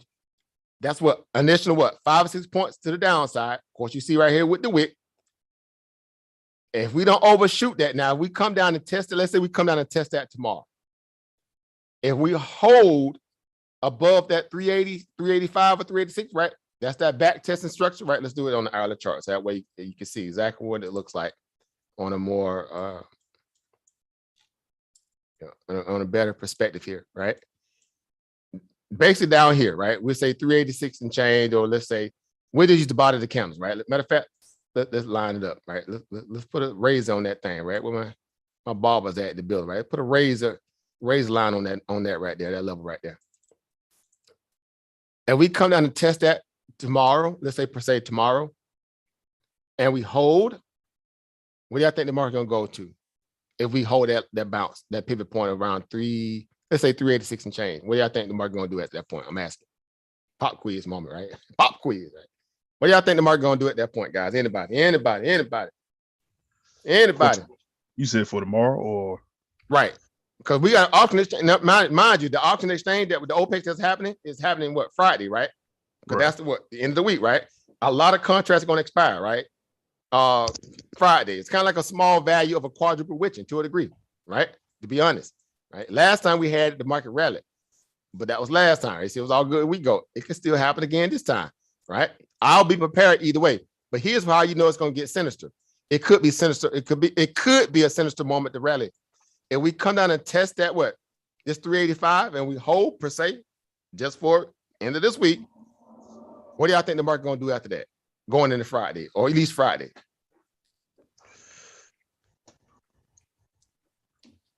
Anybody? What do you think the market gonna do? I'm gonna say it's gonna hold for Friday, probably gap up a little bit. All right, potential gap up, right? Now it gets interesting because if we put levels on it, right? Yeah, We already right got there. some. Y'all see what's going on here, right? Yep. Yeah, you could run up and test that, man. Now this is important to being able to use these pivots, right? Because I be playing these pivots. I be playing them pivots, but I love playing pivots. Boy. I be playing the corner, but I'm playing that corner, but hugging them corners, right? Clearly, because we got clear points of what hard stops right there at those points, and we up against it literally, at that point right there. Before you even start thinking about seeing 395 up here, but that's just a way to kind of say, well, what's my risk factors going to look like here, given I have this opportunity here, right? If we get that downflow here, that's going to bring the RSI right back down. If we pull back down like 385 by tomorrow, the RSI definitely going to be right around that 30, or right around 30, right? When we talk like even 30, right? We just went over that whole history about the SPY trading at around 30 RSI, right? Yeah, you said it respects that 30. It respects it. Only time we overshoot it is when we have very ugly macroeconomics or black swan events that causes the overshooter, right? It rarely undershoots overshoots 30, right? We looked through the chart and figured out all the time we overshot it, right? What it looked like in terms of the market at that point, right? And this on the hourly, the daily gonna looks a little different, right? But even on the hourly, you can see those moments, right? Here's the same way. We test that there. We know we got at least an opportunity to shoot back towards 385 back up towards 391, 390, 392, right? That in itself is around about a 6-point move, right? 6 bip move, right? You can plan for that on a high, let's say a high efficiency, value of probability, given if we hit that support and we hold here, that gives you a better risk on appetite for a bounce. If you say, well, I'm not comfortable still buying that far out of the money or in the money, I want to buy out the money. Well, you got levels. Clearly, that'll be a great target. But okay, you got level there. You got this guy right here, right? You got all these different levels here you can play towards.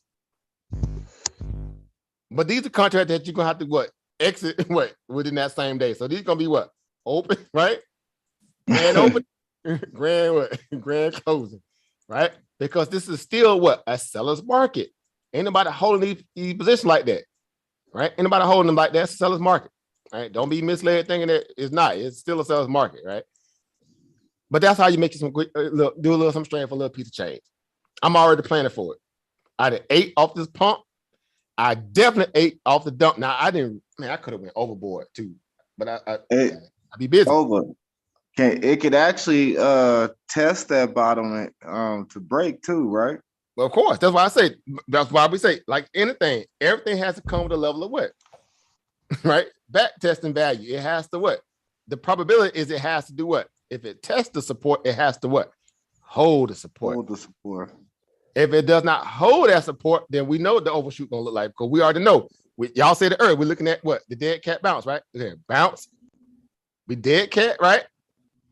Well, the short-term dead cat bounce here is already broke, right? This guy right here, right?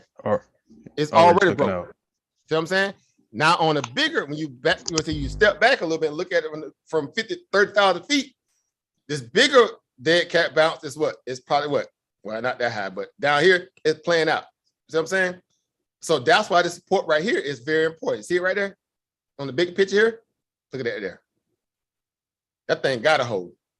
Boy, I'm talking about, look at that. That means you got 3 May pop tires and 1 halfway May pop tire. But that last May pop, look at it, boy, look at it. You finna be side the road somewhere. And hopefully it ain't raining because you can be upside a tree somewhere. But that thing got a hold. That's the same thing with the market right there. The market right now driving on what? On 4 May pop tires. Right? What kind of brand tires are in May pops? Y'all didn't even know about that kind of brand of tire, did you? Yeah. It's just an offset brand of Firestones. Right? Y'all like them good years and Firestone? But what y'all know about the May pops? Boy, you hit the hard. You may hit the curve of a corner hard, but them things they go straight pops like a balloon. That's what the market riding on right now. 4 May pops. Would you say you brake hard, they might go?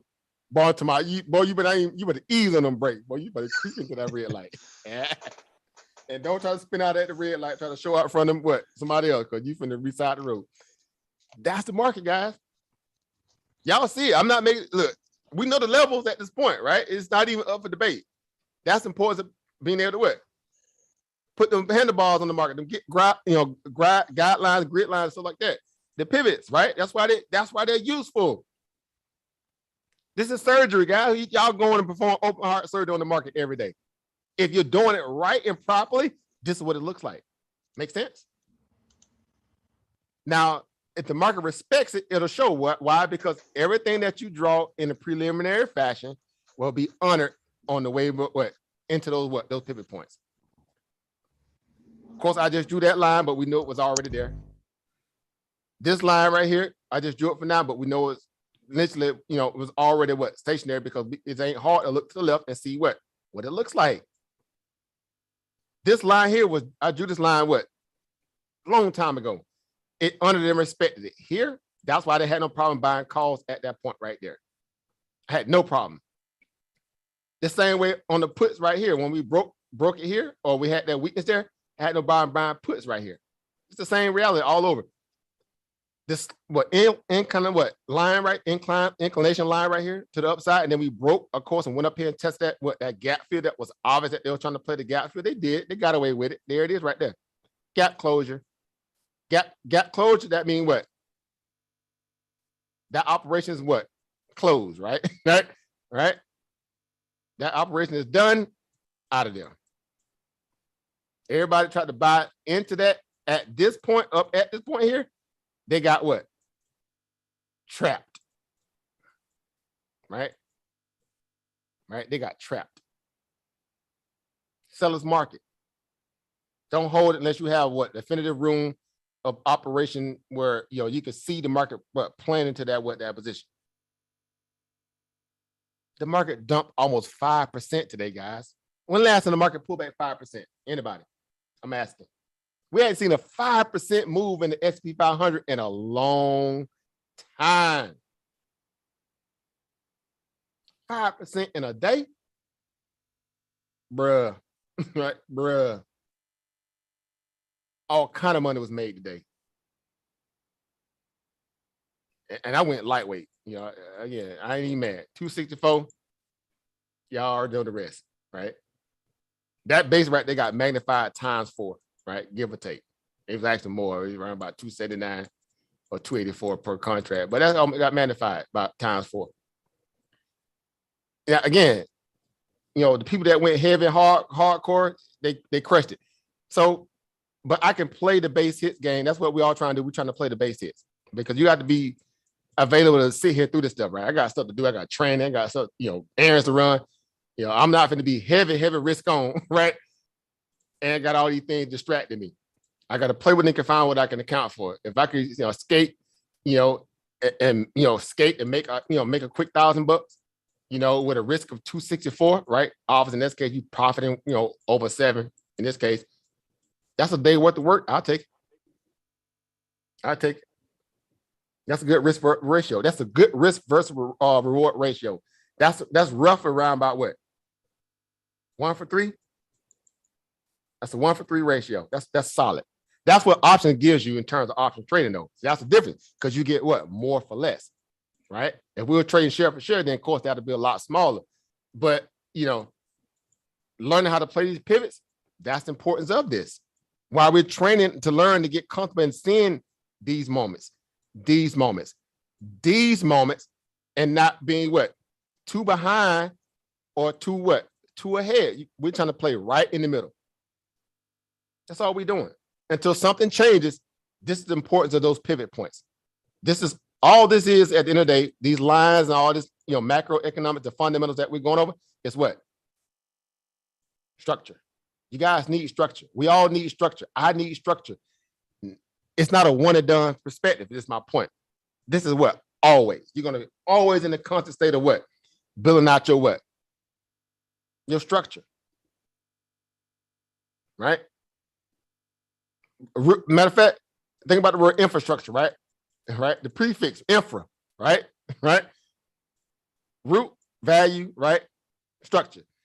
You're always in the business of building out that infrastructure value of it, of your investment thesis, your portfolio value, whatever it is, it's going to serve you well.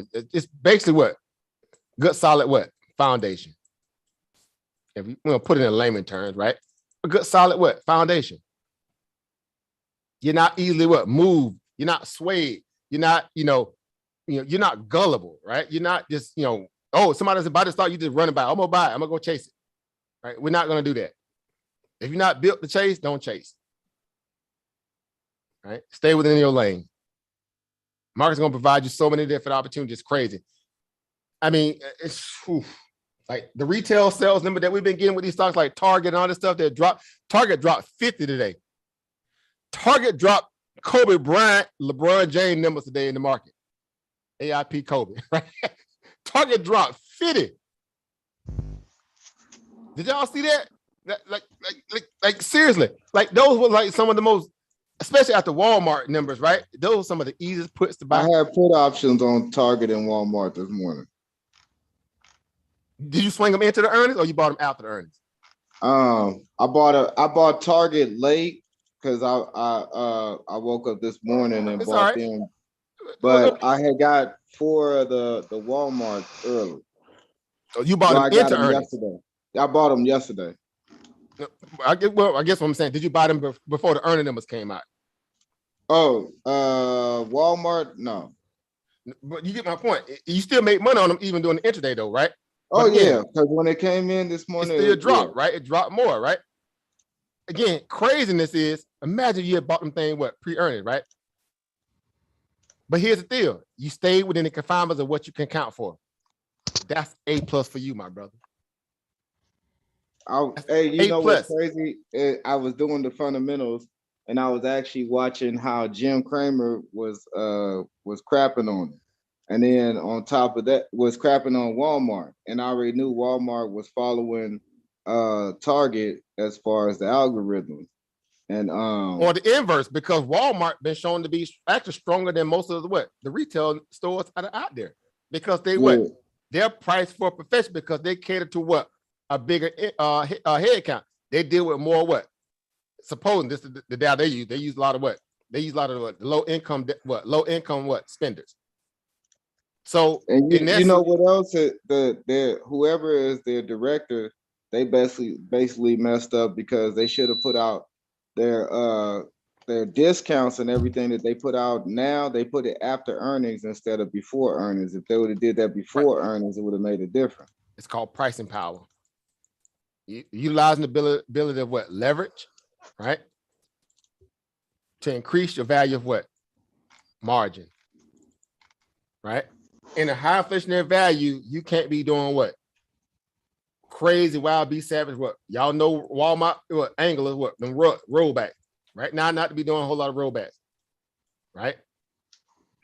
That's good. And a lot of people, low income people, because they have to carry that extra cost, but it ain't helping it didn't help Walmart margin. They still had good foot traffic because people had to come still shop with them, but it really didn't help their margin, their pricing power value. They could have raised 40 right now. Right. But they could have did it very indiscriminately. They could have did 30 cents here, right? On certain stuff, 25%. See that stuff? And look, I'm But not wouldn't it saying have to be like high ticket items though? Or no, my fault. no, you're right. It depends. Like I said, on certain things, you have to be very good at learning how to go through all the SKUs you got in the house and saying, where can I add, value here? Right? This SKU here is okay. We kind of price somewhere in the middle. All right, let's add 17 cents here. Right? Let's add 20 cents on this one. Right? Let's add $1.20 here. Right? See it.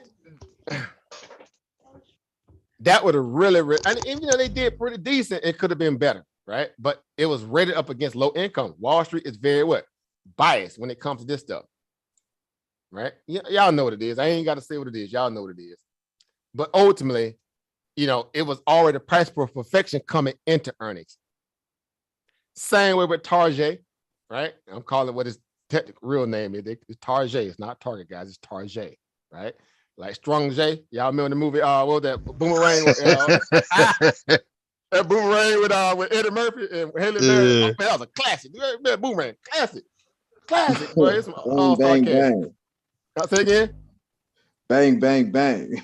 Right? Yeah, what y'all know about that old movie Boomerang, man? Boomerang with that Tarjay. Strong J with Grace Jones, right? Grace Jones there. Yeah, well, she's still alive. Ain't Grace Jones still alive? I don't even know. Anyway. Price for perfection coming in the earnings. Price for perfection. Look here. Target was sitting up here at $2.50. $2.50 coming in the earnings.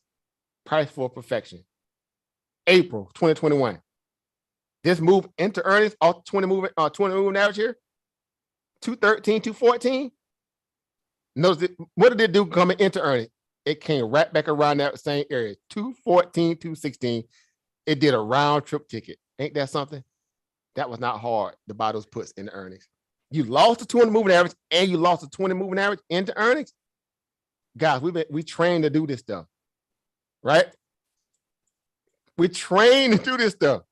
220 loss into earnings. That means Wall Street is not what? Right? They're not convicted. They've already made the money into the move. The same for Walmart. Right? Them charts almost look identical, don't they? Look at that. They almost look identical. Couldn't make this stuff up. Crest out listed on the T at $1.60. At $1.60 to the T. Walmart crest out. Lost 20 moving here. Lost 20. Actually, Walmart was right at 20 going into earnings. Right? They tried everything they power to make look like they would. We're gonna be good. We at least close above the 20. Did you see him? Barely. That little skit go, that girl. Did you see him? Barely. Right? She couldn't see. She was barely. I think barely was above 20, but it still didn't account for what we knew, right? The margin was going to be what? Slam up against all that in their mind, as Wall Street call them what? Low income spenders. They didn't really take advantage of what? Leveraging their pricing power. Whatever. It's a good thing on the moral side, but it's a bad thing on the business side. It is what it is. So now that wiped out an entire what? Here we go. It wiped out in an entire what? 2 months worth of trade. All you did came right back down to some major levels of what? Support. They already passed the resistance. They got another drop all the way to 114. Or in this case, support, right? Because you're on the way down. Well, if you shorten this resistance, but especially if you, but on the long side, support. But yeah, it's a resistance on the way down because it's it flips once you shorten. It's definitely resistance, and right there, clear as day, you got a line in the sand right here. So roughly around about 131, 120, 131, which we broke that today, right? We broke that today, right? If you go back a little further, look what's interesting right there. 200 cross at around what? 131. Ain't that something? Look right there. See how the market, so man, the market got memory, but market got memory, right? I got all this scribble up here too. Let me take this stuff off. My bad, guys. My bad, family. Look at that. Market got memory, man. And those levels now are just as utilized or useful now on the way down than they were on the way up. So clearly right there, hard stop there. And that's something before you zoom in, 127, right? You can see clearly here, the little chatter part right there, 128.7 there. Then down here, 126. If it really get ugly, 123. Over here, look to the far left. It's at 121 right now. Exactly. You see I'm going at. These are the breakdown levels. How it's breaking down into that into those zones. So 121 right now is sitting right at around. Dang, here comes this line stuff. My bad. Get out of the line. Get out of there. Oh look, let me take that off the screen. My bad. Get out of there. All right, right here. This area right here. Let me blow it up. And this was a very, very monumental moment. Because look at the candles that came in at this point. We crossed over the 20 and the market Walmart surged up into this area right here. So these areas on the way back down are going to be very instrumental. If they take out this candle here, that's down to 119. They take the next one out, that's all the way down to 115. That means they would have gave back all of their right? Earnings.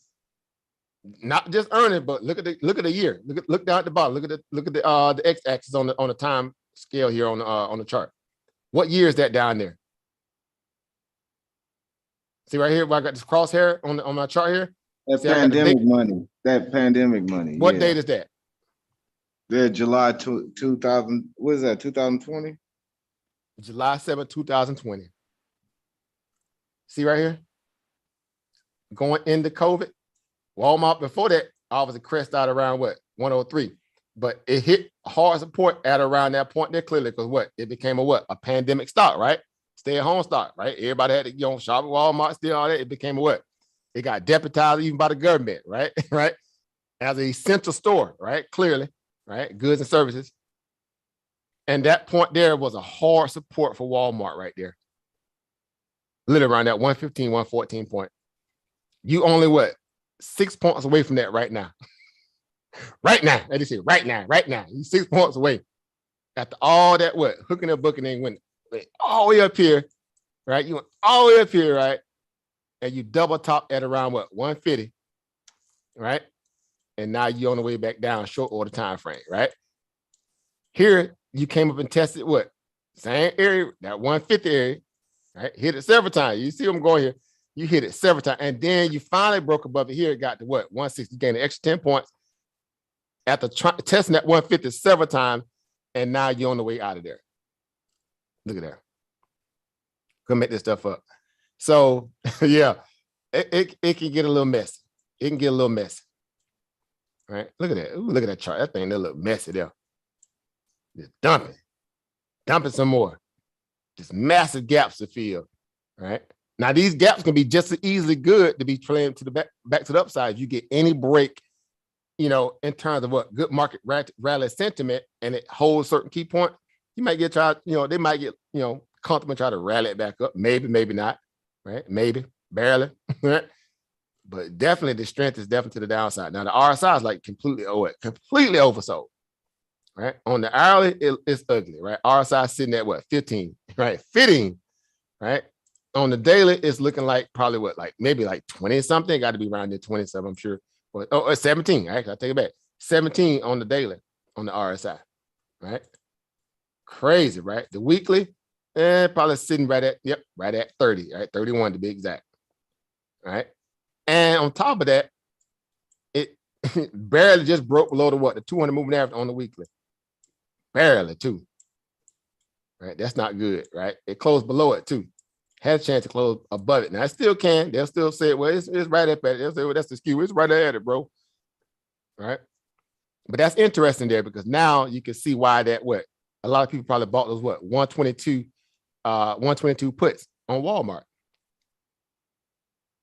Some people probably even bought them ahead of earnings, right? They like, man, that's going to be a big move. You get 150 down to 122. Y'all know it ain't hard to go tell. You go right on the bar chart and see what that open interest look like. If they ain't all been dissolved quite yet, all the way, the intraday value of it is probably still sitting at those puts around the 122, right? Let's see. And they ain't probably going to be an old, it's going to be 120, but there it is, right there. Look at that. Look at that. 16,000 thing were bought, obviously today, but the open interest is more in, what I'm looking at. Those people still sitting in it that was eating off of it already from the day prior, from their previous earnings. And they probably still liquidating, selling off, after making such a massive gain. But it's interesting when you go look at this stuff and like, man, this is crazy. Right? So that's it. So yeah. So, a lot to look at, guys. A lot of this stuff is already kind of, set in stone. When I say set in stone, it's already kind of in motion. We've been going over this stuff, over and over. We're going to continue to for reasons to get you comfortable and seeing it and owning it, right? That's what this is all about, ownership of your opportunity, right? This is all about ownership of your opportunity. And it's based upon how structured you are, right? How poised you are, how, patient you are, and you being able to kind of read these things, see them, speak it, talk through it, delineate it in your head, go over with other people in the groups or whatever, talk it out, think it out, basically tank it out, right? Don't see it at one time and give it one go and I'm good. No, take your time, go through it. Look at that thing paid out over 600% a day on those puts. Goodness gracious, right? That's from earlier, of course. It's just, man, crazy gains out there. What the future looking like right now? Look at the futures. Puking. Still puking right now. Right? Almost an additional 5%, half a percentage after hours. Right? It's crazy.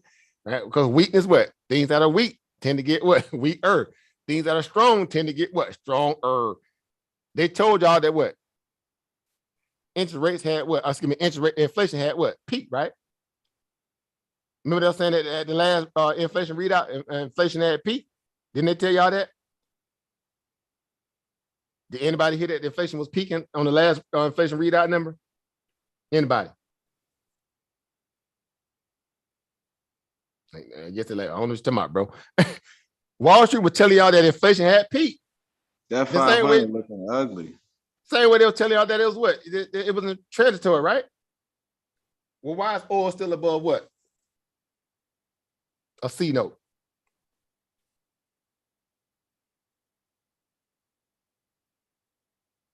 So is inflation peaking? No.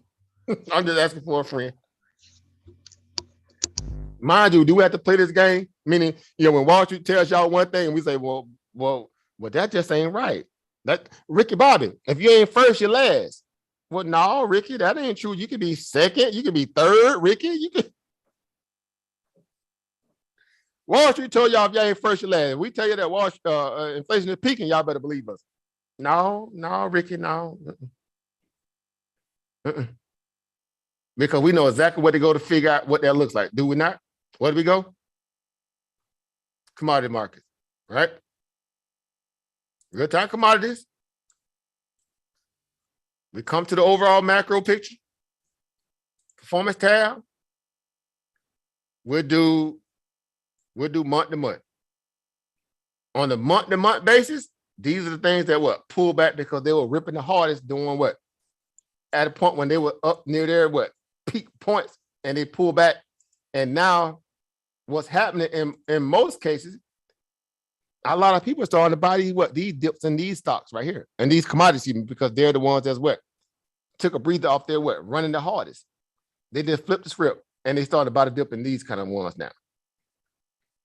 Even still year to date, a lot of these ones are still somewhat trending at or below the value or at or point of peak performance or neutral at this point after running so hard. Look at this on the flip side now. The one thing that's kicking everybody the hardest is energy and food, right? Natural gas, 18% so far in the month. Wheat, 15% on the month. On the year, 120 on the year, 61 gasoline, stuff like that. I'm asking if this stuff is really peaking, right? Then a lot of these numbers here on the things that hurt the inflation readout the most, even though they don't like to add it in there, they would be pulling down the hardest. These numbers here just start turning. And they was ripping the hardest because y'all know what happened with Illumina. Illumina was kicking butt, taking names. It's just starting to come off as its peak, right? And guess what it's starting to do now? It's starting to find a little support here. You got areas down here near 28.33, right? Anywhere around there, Wall Street gonna come in the bottom dip. That's why it's peak point right here. They started to add a little bit on Illumina right around here too. Sure is.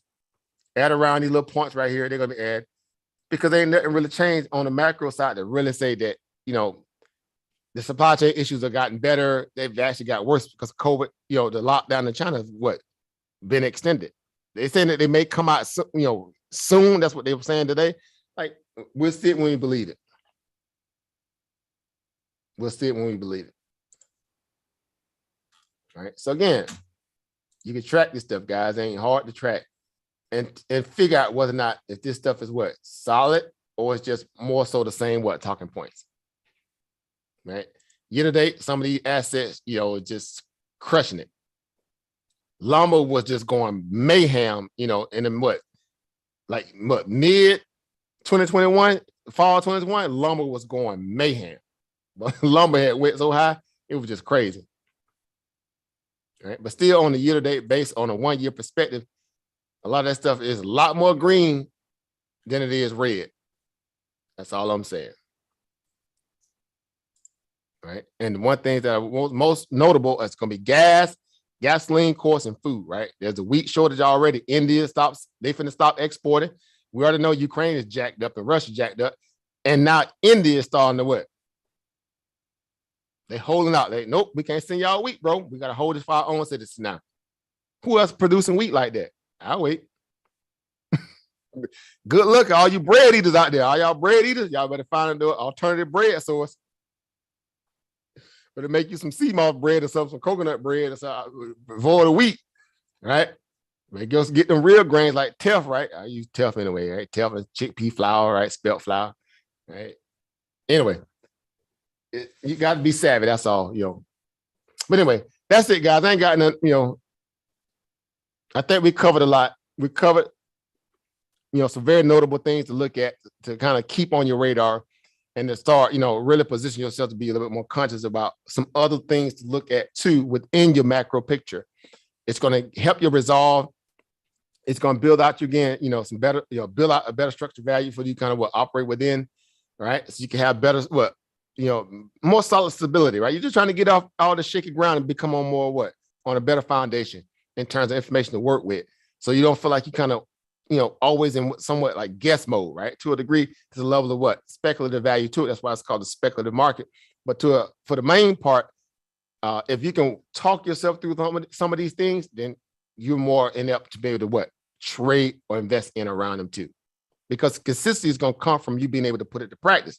That's why I say, paper trade, guys, I do real trades and paper trades at the same time. On majority, a lot of my trades, I do both at the same time. I got to have that in my mind, psychologically, that kind of back testing even through the every channel of being able to do all those things. So hypothetically, even if I sell prematurely or a little bit even later on the paper side, because that's going to be the one that I always close after the fact, it'll give me exactly what the performance would have looked like if I'd hit a little longer, or the fact that when I sold prematurely that I was even right and selling into into a pivot. And I got out, at the right time. That stuff is just to help your resolve.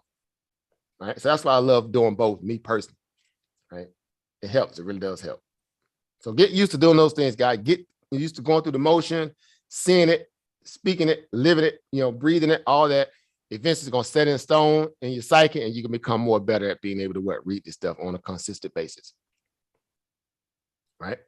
So that's it. So I got nothing else, guys. So we got any question on the way out the door, guys. Again, like I say, I know, I appreciate you guys coming in on this Wednesday, even though I know we're slated for tomorrow, but like I said, I'll be out of town tomorrow. Well, not really out of town, but it's enough, right? But they're saying that far, right? But we consider it to be like out of town. I should say out of pocket. It's just going up to Bethesda. I got to go to on an appointment tomorrow with the family. So I don't want to risk again. That's why I want to do the session tonight. But of course, I'll be, poking in and out wherever I can. If I can help, with the market tomorrow, I'll try to post wherever I can. But y'all gonna be ready for tomorrow. We kind of already got our levels already in play, right? Some of you guys already know, enough to kind of, look at the market and say, okay, I see what's going on here. So you won't get caught out there if you're trying to jump on out there and trade a little bit of it, do what you're gonna do. You gotta know what the levels to look for. And what you're basing that information up against, right? Right. So you guys should be solid, right? So that's it. So any question, guys, before we get out of here for the evening? Any question, guys, before we get out of here? Any question? Anything? All right, let me blow up this outlet chart here on the way out the door here. Any question, guys? Anything? I got my little, got me one of these little focus little pens here. Right? Y'all ever, I guess I'm rambling now. These little focus pens here, these essential oils here. Y'all know I'm in the essential oil stuff here. But these little thing right here, boy, show help me out. I ain't even lie. Lately they have. There's pens with essential oil. Organic essential oils. Was that right? And it writes just like regular pens? No, it's the essential vape pen. Or I guess you call it vaping. It's a vape pen. Oh, the vape pen. Okay. So like the same way if you was taking like ginkgo, like for people that for mind, all that stuff like that, all these different things, ginseng, all that. They got essentials or organic essentials for that same thing. And how does it? I mean, how does that work? How does it? So like this one here is called Focus, so it helps you focus, right? The essential oils in it are really good for helping you like clarity. And so it's like you just like you. I guess if you smoke it. Oh, okay. I get it. I get it now. I get it. And it's essential. That's all it is. Organic essentials. Right. Same way if you do like lavender, rosemary, the stuff that you would put in the tea is just the oils. It's just in vape form. Chamomile. Let me know if they come up with a essential oil for me to stay focused on the stock. That's what this one is called. This one is called Focus. You can't see it because I got my backstop on there. My bad. Oh, I'm from my backstop. My doggone green screen snare. My bad. So let me see here. Yeah, but that's what they call the company. Man, my earbud found them. These things are good though. They call the company's called Monq, right? Let me see here. I show you here. Wait, hold up, that's the blurred. It's not going to show with that blurred screen. Let me just remove it all together. But yeah, it's called Monq. So they got one called Focus, one called what's the other one called? One called Revive. They got different ones. Same way you buy the like teas like that, like Robius tea, like stuff like that. I love so like this kind of organic tea, chamomile, of course, dandelion. Right? All they do is just press and leaves and get the oil, and they put it in a vape form. So it's the same way if you're drinking a tea. So this one here is called Focus. You ain't gonna be able to show properly because there we go. Focus. See right there? So the company's called Monq, right? You can order them online. And all this is, it's organic too. So in that regard, so you got a little brand up there. So you want to get your little focus on. Oh, wrong side.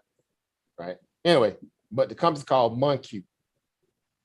All right, I'm over here flicked trying to get it on there. But that's all it is, like a little vape pen. You hit that thing, and you go all in on spot puts. And kill it, right?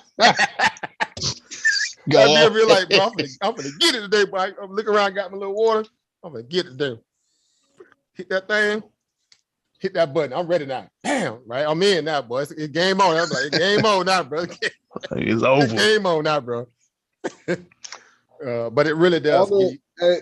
Is it a coincidence or is it part of the algorithms? Because all the supermarkets fail with Target and Walmart too. When I was looking at the aftermarket, I seen how all of them fail, like Albertsons failed. BJ's, BJ got earnings tomorrow. Matter of fact, I think before the market. Kohl's got earnings tomorrow. Again, you had several. What was the other? What was the other little stock that had earnings? Actually, tonight you had. What's the little stock? Bed Bath & Beyond. Bed Bath & Beyond, like Bed Bath & Beyond, seriously, right? like discretionary, right? Like, good. Look, she already got enough lotions and sprays and spritz already in the bathroom or whatever in the like no, right? Think about this stuff, right? And they were already telling that they were having supply chain issues and stuff, right? They would telegraph their stuff early in advance, and a lot of people still trying to buy Bed Bath & Beyond. Oh, not Bed Bath & Beyond, but excuse me, Bath and Body Works. That's the one. Dang, that's where Ernest at. Bath and Body Works. Same thing, but like you're saying, but those retail, discretionary type retail, boutique type retails, thrashed. The only one that survived today was what? TJ Maxx. Why did TJ Maxx survive today as opposed to Target? Because they don't really have nobody spending with them anyway. No. TJ Maxx went up today. I'm saying they actually went up today on their earnings. What makes TJ Maxx more secure or safe than a Target? TJ Maxx only sell discount clothing. They don't sell food and all the other stuff, right? They don't sell consumer staples at TJ Maxx. They actually sell consumer staples at Target. Target comes with that same thing that we talked about a little bit, though. They got that what? That tax, right? That margin tax. They got food products and all kinds of other stuff. Yeah. Staples, right? Staples. TJ Maxx got only what? Discount clothing. Marshalls. Remember they own Marshalls. They own another little store, I think, what? Home Builder, something like that. One of the little home store that's in their portfolio. They own Ross. They own Ross as well. Yeah. Think about that. If discount stuff, that's the only thing that's popping right now. Anybody running up in Nordstrom and Goldman Sachs, Saks Fifth Avenue, screaming their light there right now. It's our people that got it. They hitting up, they beating the brakes down, getting up in what? TJ Maxx and stuff like that. Marshall getting that discount stuff. It's the same stuff, just what? Marked down. It's coming out of what? Saks Fifth Avenue, Nordstrom stores like that, Potterborn. That stuff going right into TJ Maxx. Psychologically, like, why not get it there at a discount than going up until what? Those name brand stores are paying that what? Name brand tax. It's crazy, right? The market respected it because what? TJ Maxx went up today. And guess who got earnings coming up Thursday after hours? Who's that? I'm gonna show this right here on the way out the door right here. On the way out the door right here. Look at right here. They are pure plays on what? These are what they call pure plays on what? They are pure plays on discount shopping. These are not discretionary items at a high margin that you have to get off from paying with a million middlemen, like on an Etsy, on an Elon commerce or online e-commerce, like Etsy shop, all that dumb stuff like that. Amazon that got crushed. These right here are pure play what? Discount retailers, brick and mortar retailers that has what? Nothing but what? 100% what? Discount items in their store. Every SKU in their store comes from a what? A discount value. So the clients that go up in these stores that are shopping there now because the inflation is high, they know exactly what they're getting. It makes it for more what? At least a better opportunity for these companies what? To do better. They have to deal with what? Target, right? Target hitting with that margin for that what? That name brand tax. Got him. Etsy hit you with the name brand tax. Shopify hit you with the name brand tax. Amazon hit the name brand, all that other stuff. And yet TJ Maxx went up today. Couldn't make this stuff up. TJX, right? It went up today. Everything else got crushed. It gapped up. At the 20 moving average at 55 and went up and hit a high, or hit like 62 and settled above their 200 moving average on the hourly chart. Ain't that something? Pure play on what? Discount shopping. Does that make sense, guys? Yep. See, it ain't hard when you start to realize the extent of how some of this stuff really works. We just caught up in the idea that it's being what? Retail. All retail got to get crushed, bro. Not all. There's always going to be some outliers in there. The outliers are the ones who have a better what? Better chance to stand and fight for their value of what they offer, what? A very what? Inflationary environment. Because they are pure plays of what? Discount what? Shopping.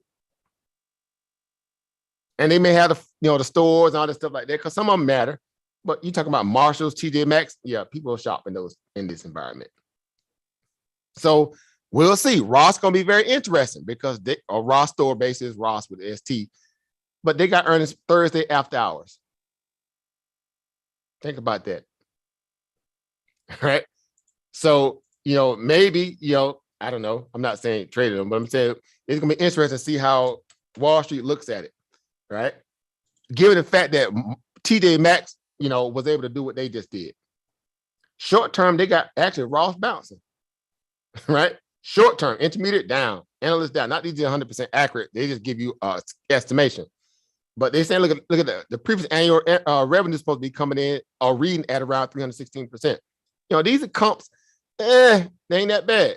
Given this environment we in, 50% on the previous annual revenue value, a guide up around 50% value. Expected quarterly earnings obviously coming in light, obviously because they supply chain issues like that. So it's gonna hurt in the earnings per share stuff. That's definitely gonna get hit. You can't. What's their ticker, Oba?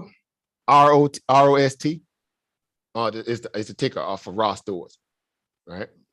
And so again, same way could be said. Let's look at this real quick on the way out the door because I gotta go. I gotta definitely get dinner and get me some sleep because I gotta get up early tomorrow too. All right. But look at here. Look at this on the bar chart perspective here, real quick here. Let's see what they're doing over on the bar chart side, right? Let's see if they bought that life. Because somebody must have been trying to buy. Like, they said, okay, well, wasn't that going up? So we should, we look at that. Look how many people are loaded up on the puts because they think everything on retail. That's what TJ Maxx looked like yesterday before earnings. And then what happened to the stock? It went up. All them puts got trapped. Look at the open interest on what? On Ross though. Sitting at 11,000. Almost net to the put open interest. Right? So, that's what I'm saying. You're like, it's a pure play on 100% what? Discount shopping though. Their only issue is they have to deal with what? Their supply chain is more derived around what? Hand-me-down from bigger department retail stores. Make sense? So it's not like it's coming strictly from China. Make sense? It's coming from other stores or excess inventory that they can't push. They don't have a supply chain issue getting it from what? A warehouse and maybe what? Tupelo, Mississippi, getting up to Chicago, listen, truckers are hitting across the head for tax and all that. I wish that could be, yeah. But it ain't like it's coming from an international scenario. Some of that stuff do come from over there, but for the most part, it's coming from stores that are already inside of what? Our nation. Right? And leave one little hub and go to that discount store, they get it, they do whatever and whatever. Right? So interesting, but I'm just saying, markets are weird. Markets are weird, but you got to be able to, filter through all those different things and figure out where's that when that Red Sea part, where does it land, right? What kind of land is on the other end of that, right? Some of these pure play scenarios are gonna be more value as opposed to the ones that got what? We got grocery, we got all the other stuff, and we got a name brand. That's why they get hit across here. And they already ran hard into their earnings in some of them. Some of them, right? Not all, but some, right? So just something to think about. It's another layer of things to put on your plate to say, let me look at this from a different perspective. Let me really take it just fully. Now, again, above its earnings report, even on Ross, is sitting at above the 20 moving average here. Right? So they got a chance to what? Not disappoint. If they disappoint, it's out of there. Right? You know where it's going. It's going to go back, close the gap here at 89 and probably test these guys down here at 87. Right? If not, it's going to probably, it can bounce, take out the 20 moving out here at 95 and probably even come up here and test this flat line up here around 99. Possibly, barely, possibly. Right? But that's just, a hypothetical value looking at it from just base case information that we have. We're not going deep into the macro here. But just giving the idea that this is 100% pure play on discount shopping. What do they sell at Ross store? Everything in Ross store is what? Discount. And it's hand-me-downs. And when we say it sounds bad, right? It's hand-me-down. Actually, all it is stuff that came out of out of bigger department stores. Because aren't they partnered up or merged? There's stuff from Nordstrom's and stuff. Right, they couldn't move it, and they exit. Yeah. So it's good stuff. It's just it's cheaper because they couldn't move it. Right, it might be a little outdated from a month ago, 2-3 months or whatever. So you get like sweaters in the summer and like tank tops in the winter. And they got home goods and that stuff like that, and it's discounted. So you think people shopping in stores like that as opposed to going right up in Nordstrom's and stuff like that? Williams Sonoma and them high price stores, you think they're going up in Ross and TJ Maxx and Marshall as opposed to those kind of stores? Oh, yeah. I would think so. Right? If Jugger trying to fight inflation in their pocketbook, look, bro, if you need a tie, let's go over to Macy real quick, get me a tie. No, we're gonna go right over to Marshall. Boy, stop playing. That same tie, and you're gonna get a polo. You can get a polo tie at Marshall's. And pay what? $12 for it, $13, $14 for it. You go buy it at Macy, gonna cost you what? $30, $40. Somebody make that make sense. Jugger don't even know how to hustle. Jugger don't know how to hustle.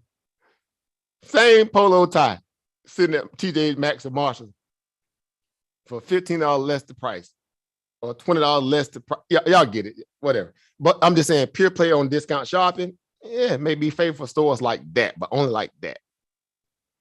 But we'll see, right? But anyway, that's it, guys. I'm out. I'm tired. It's been a long day. Training, errands, but we got it in. I hope it was edifying. I hope this was useful. Again, using this stuff to build on your resolve, right? That's what it's all about, right? We're just moving, we're traversing, we're going what? Up and to the right. Everything we're trying to do here in terms of even the knowledge is to take us up and to the right, right? It's to invoke thought. It's to get us to be more what? Open to what? New values, looking at information from different angles. It's to test our what? Our what? Implicit biases that keeps us somewhat what? Limited in terms of how we look for information. It's to stress test everything that we're here to do and learning how to be what? More conscious on how to put what? Good thought, good skills to what? Use with our what? Through our value of our money, right? So take it all, in stride and retain it. The goal here is to be good at retaining this information. So when we see it again, hear it again, right? We can act on it, right? Everything about the markets is just what? One big what? It's just one big pattern, one big trend, one big orb of what? Memory and, things that kind of put in place when we're looking at the charts from different angles, information on the fundamental side. We've been here before. Okay, we had a peak value of earnings. Now we're going on the downturn of earnings now. Now we're going to go through our so-called crackhead stage, and then we'll hopefully, if we do good and we can survive it, we can come out on the other end, start going back up into what? Peak earnings. That's what this stuff is about. Peak to trough, cyclical values in the move of the market, boom bust cycles, whatever, macro, micro, whatever. Play within the confines of how those things are set up, and you'll be fine. All right, you'll be fine. All right, so that's it, guys. I ain't got nothing else, guys. Unless you have any more questions, I'm out, guys. It's been a long day. I'm definitely tired, but I'm happy we was able to get this session in. Thanks, Over. Peace, family. I appreciate it. Appreciate you, man. Thank you. Appreciate Thank you as well, you, guys. Thank you all. Peace, Thank man. you all. Thank you. Right. Peace You and already good know night what it to is. everybody, man. Peace to the family, right? Thank y'all, everybody on the YouTube side as well, guys, for tuning in again and being part of what we do over here as well. We appreciate you guys too, right? Even though we do our Thursday training sessions on, through the Zoom session, we can't necessarily see what's going on the YouTube all the time because we focus on this. But we appreciate you guys as well that tune in and get some on the backside too, right? And I got to go correct my spelling on YouTube. I got stabilization. That boy know you were tired. Stabilization, right? But y'all get it. I was right on type of fan, but I'm trying to get it in so we can get the training. So I correct my, my moments over there. We'll be humming along. All right. So that's it, guys. So I'm out, guys. See y'all again, I guess through the cell phone tomorrow, because I'll be working from cell phone tomorrow and possibly my tablet. All right. Man, look at this thing pull back hard, boy. Look at, oh boy. I just look at this thing here. On the way out the door here on the spy, boy. It's gonna be oof. Anyway. See y'all. I'll see y'all tomorrow, guys. I'll see y'all next one, guys. Peace, everybody. Peace, family. Peace, Obo. Peace, everybody. Have a good evening, everybody. Good night.